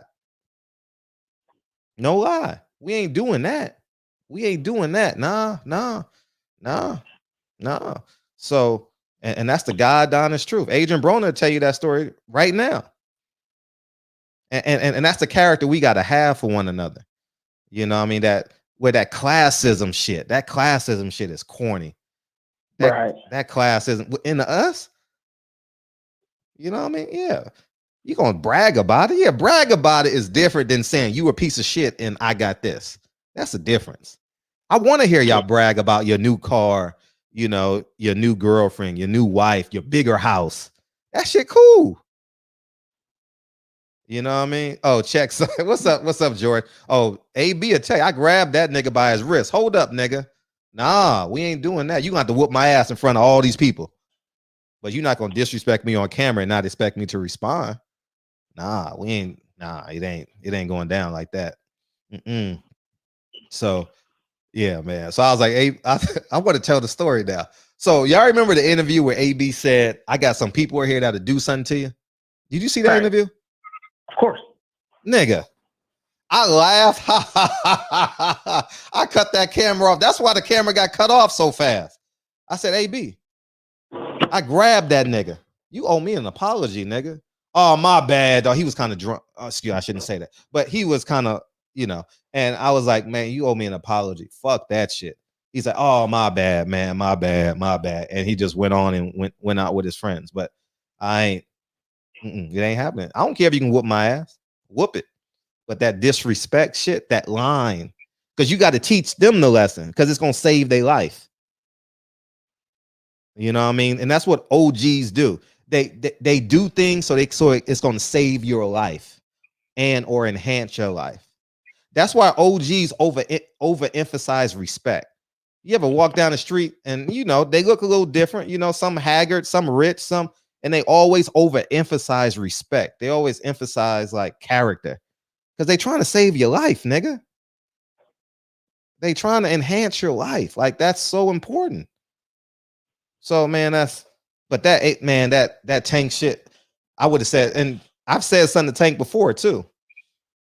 Not on those heavy disrespect, but I reminded him about Tank could tell you, like, I don't play that shit, man. When these young black kids, man, I be on them. Tank could tell you. Tank will tell you how hard I've been on him.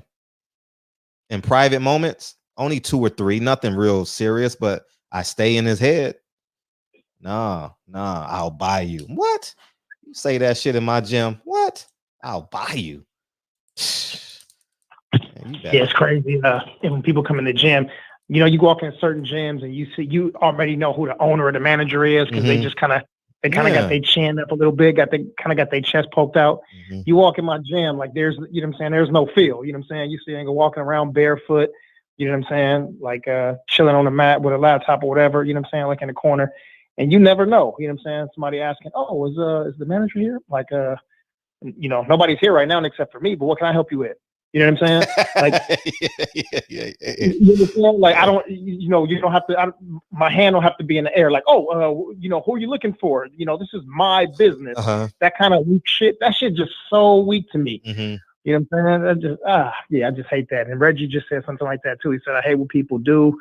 I'm not looking at it, but he said something. I hate when people shit on what people do, even for work. Like, don't ever do that. Don't ever do that. Man, you are worse than a cornball. Like you a piece of shit if you do that. You know what I'm saying? You know what my first job was? Getting those ties. Those things on the bread, the thing that the ties. Yeah. I used to go in the back for 4 hours after school, and for $4.25 or whatever it was at the time, I had to hang neon signs on with those bread things because you couldn't put nothing hard on them because they would break, So yeah. Zip ties, not the zip ties, but the ones you. Yeah, I know about the twist. The produce ties. The ones you twist, the ones you twist. Excuse me, the ones you put on the produce bags. Yeah. My first one was peeling potatoes, nothing else. Yeah. Just peel these potatoes. That's it. Don't put them. Just peel these potatoes and drop it in the water. That's it. Yeah. Potato after potato. Man, you worked at In-N-Out? No. It was a place that was called Tony's. Well, actually, it was called Express Burgers. I'm pretty sure JJ and Big Lloyd probably know that right there. Express Burgers, and they changed it. Or he bought another spot and it was called Tony's off of Western and. I don't know. I think it was on either 30. I think it was on 35th. It's not there no more though. No. It's another little restaurant now. It's a bird joint right there. They kill chickens over there. Yeah, it's over there. But the original was on Jefferson. They kill chickens over there.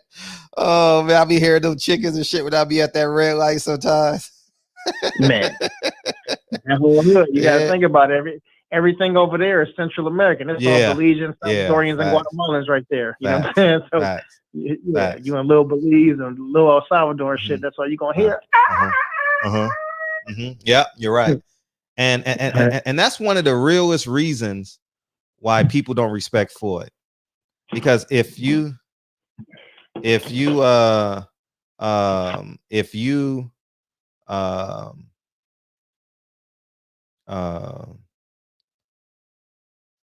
what was I gonna say about Floyd? I totally forgot. What was I gonna say about Floyd? About the character. Yeah, I was talking about ownership though. I was talking about ownership, real rap. Ownership. We were talking about ownership. And but that's where his flaw is. So yeah. Good stuff, man. I want to leave out here on the high note, man. Yeah, you spit some flames, Fredro, man. Yeah, let's get out of here. Yeah, I appreciate it. Let's get out of here. Sunday, we got Dominic Bird in here. Appreciate you. Real rap. I'm glad you made it out of your situation. Hopefully it bodes well. And go get counseling, dog, because I think you might need someone to talk to. So go talk to somebody, you know what I mean? Because you on edge and shit. You done went through 18 emotions in this chat. So go talk to somebody in between now and Sunday. You know what I mean? Your sister, your mom, your dad, your best friend. And yeah, we'll do it like that. And yeah, so we got Dominic Bird coming in here on the 7th, February 7th. And we got Frez Akendo on Monday. Yeah, man. And so we had so what happened with Clifton Powell, we have a conflict now because Asia Brown comes on at 4 and he wanted to come on at 4. So now we got to try and figure that shit out. So hopefully we're trying to push him to 5.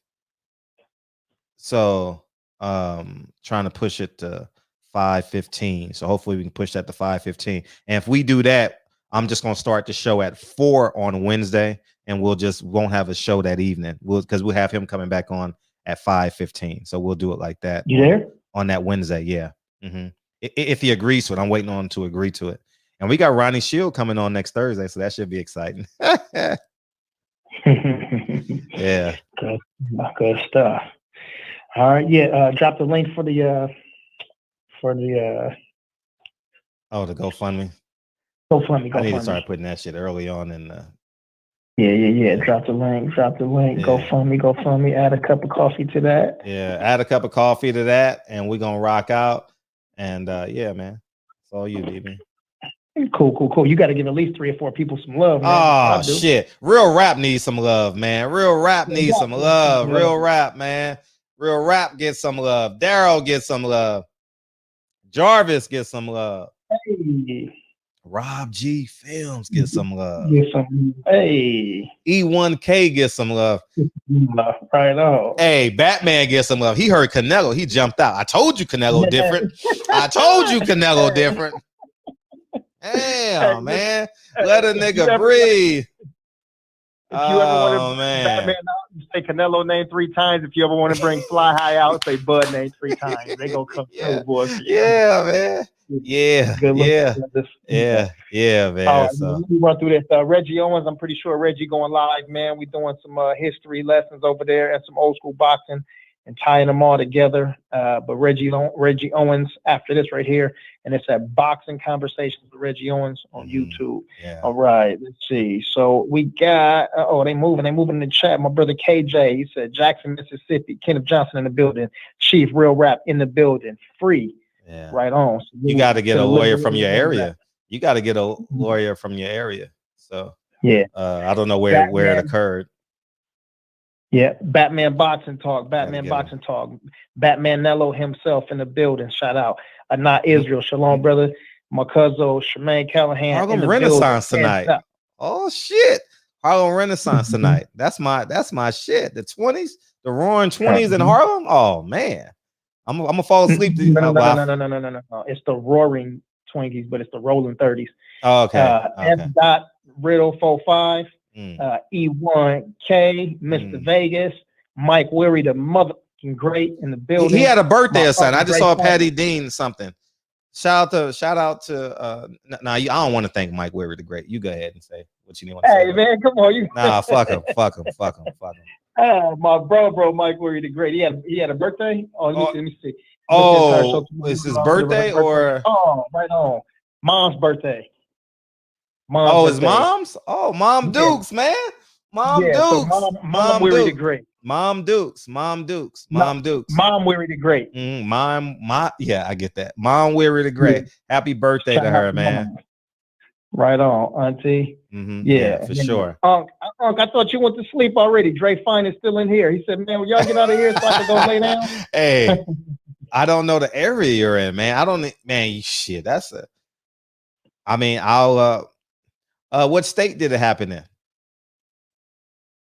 On the Michael Terrence Bailey Sr., the OG. Shout out and go sub to his channel. Phantom Brother in the building. He said, show ending already? Yeah, we've been cooking. Phantom Brother Fred been in here spitting, dropping jewels and gems and spitting fire. Let's see, Tom Brown called in, man, and spoke his piece, and I I agree don't with love you, Tone Mike. Brown. Nah, Mike said I love you too. Nah, I don't love you, nigga. Oh no, I'm trying to trade you. I'm trying to trade you for 5 champ side subs.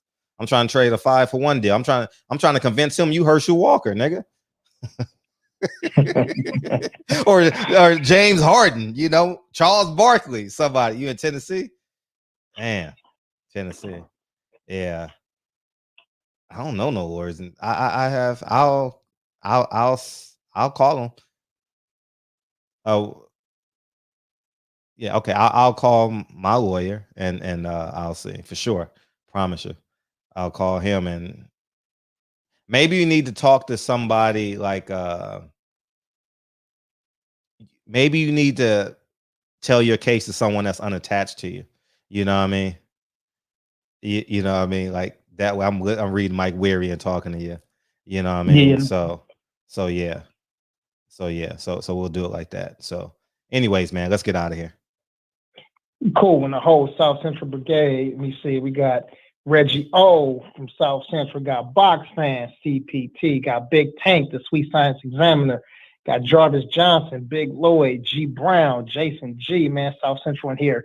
Thick, deep, and representing well. Absolutely. Now I'm gonna just send you my lawyer's email. I'm gonna send you my lawyer's email, and y'all can. And he's unattached. Maybe he can help you. Because explaining it to me is I can't help, but I'm gonna just send you my lawyer's email. You know. Hey, does he have your Instagram? Who? Real Rap. Yeah. Yeah, my okay. Yeah. I'll send you his email. And you can explain it to him, and he'll give you the best advice. I can't give you no advice. You know what I mean? Shit. So, anyways, what's up? Yeah, man, Mr. Tennessee himself, Hustler Slam in the building. My compa Alex Carrillo in the building, Expo Park. Damn, Mr. Vegas said you still good with me. What did I say about Mr. Vegas earlier? I forgot. What did I say? I said something sarcastic. What did I say? I forgot. I know we always disagree, but it was about the Charlo. About he said he was joking. I hope he is. Y'all think I'm like, I be taking this shit like super personal and like, no, man.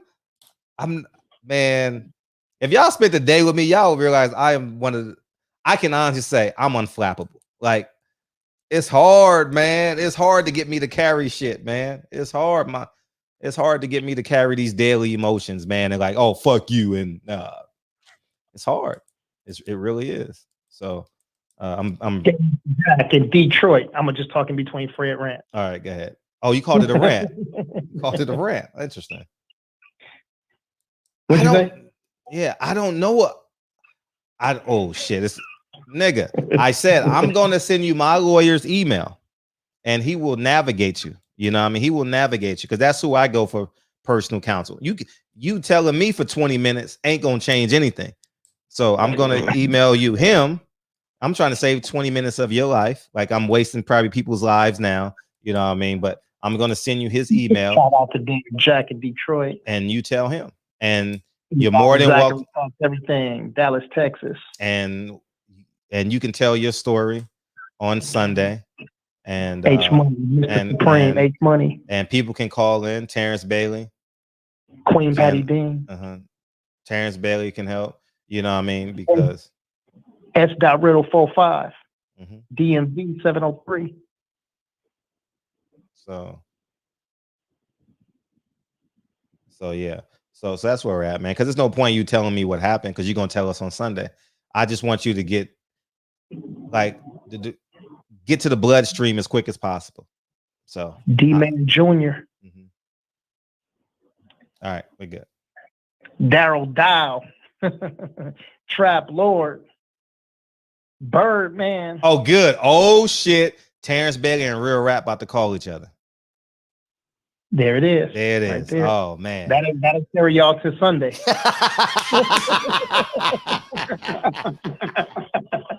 Oh, man. I was not about to get on the phone call with Real Rap at no motherfucking 12:30 at night. Hell no. You think I'm dumb. You think I'm stupid. Bro, what up? You think I'm Bobo the Fool, huh? Oh, nigga. I fall for that shit. I'm about to eat some pistachios and drink some orange juice and download this video. That's what I'm about to do.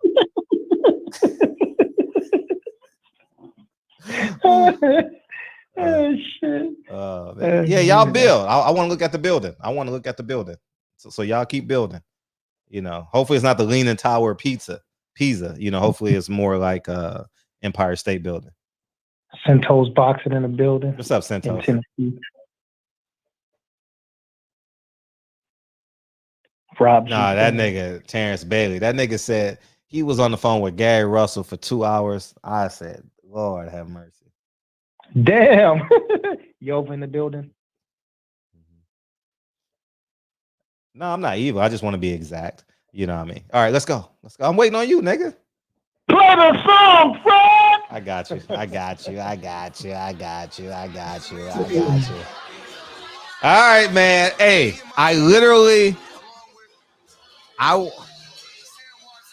screenshot me how long the phone call is and send it to my DM. I'm just curious because Terrence Bailey, man. Hey, I wonder when you get on the phone with Real Rap, do we be like peace, because he said Rob G Films, you know, we building.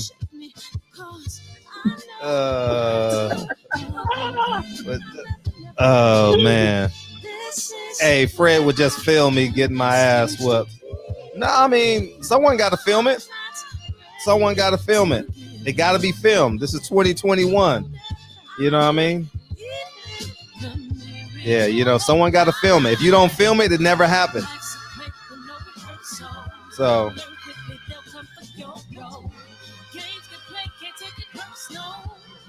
because the devil is a lie. Hey, I'm telling you the truth. Hey, Centos Boxing about to call him. Oh shit, they about to be on 3-way. Dude, hey. Y'all enjoy that shit, man.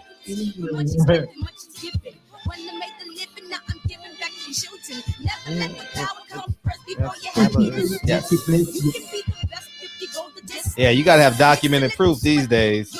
Yeah, you know what I mean? Like, someone gotta record that shit. If it's not, you in trouble, nigga. So you might want me to record it, you know what I mean? Live. So, cause we ain't got time to send it to nobody, cause we both going to jail anyway. Subscribe to DB's channel. That's what Sim said. Somebody got to be the witness. You know what I mean? It's my personal statement. Learning, develop patience, determined to be the greatest. Yeah, bobbing and weaving, they changing up like the seasons, indigenous to the grind. So I do it for all my people, jabbing the competition. Oh man, go subscribe to DB's channel, man. Right. Focus on common goals. Yeah. Give love, giving something away. Never give up, stand tall to fight another day.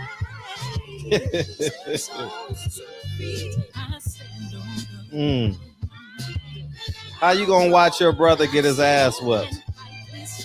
I mean, when you dealing with police, you got to have a plan before you even get pulled over. What's the plan? What we doing? Because the devil is a lie. Hey, I'm telling you the truth. Hey, the goal is to get home to tell the story. You know what I mean? Like, when I pull over behind these guys, I hit that record button, and if there's something out of the ordinary that I can do, I will gladly help and intervene. But if they got 4 cops beating, I mean, it's very challenging. Niggas gonna talk that tough shit online. But if there's 5 cops beating up one guy and they got guns, you know, you inch your way in. You try and do the best you can. But you ain't just storming a nigga to get shot and killed. You know, you going to make sure that everyone gets home safe.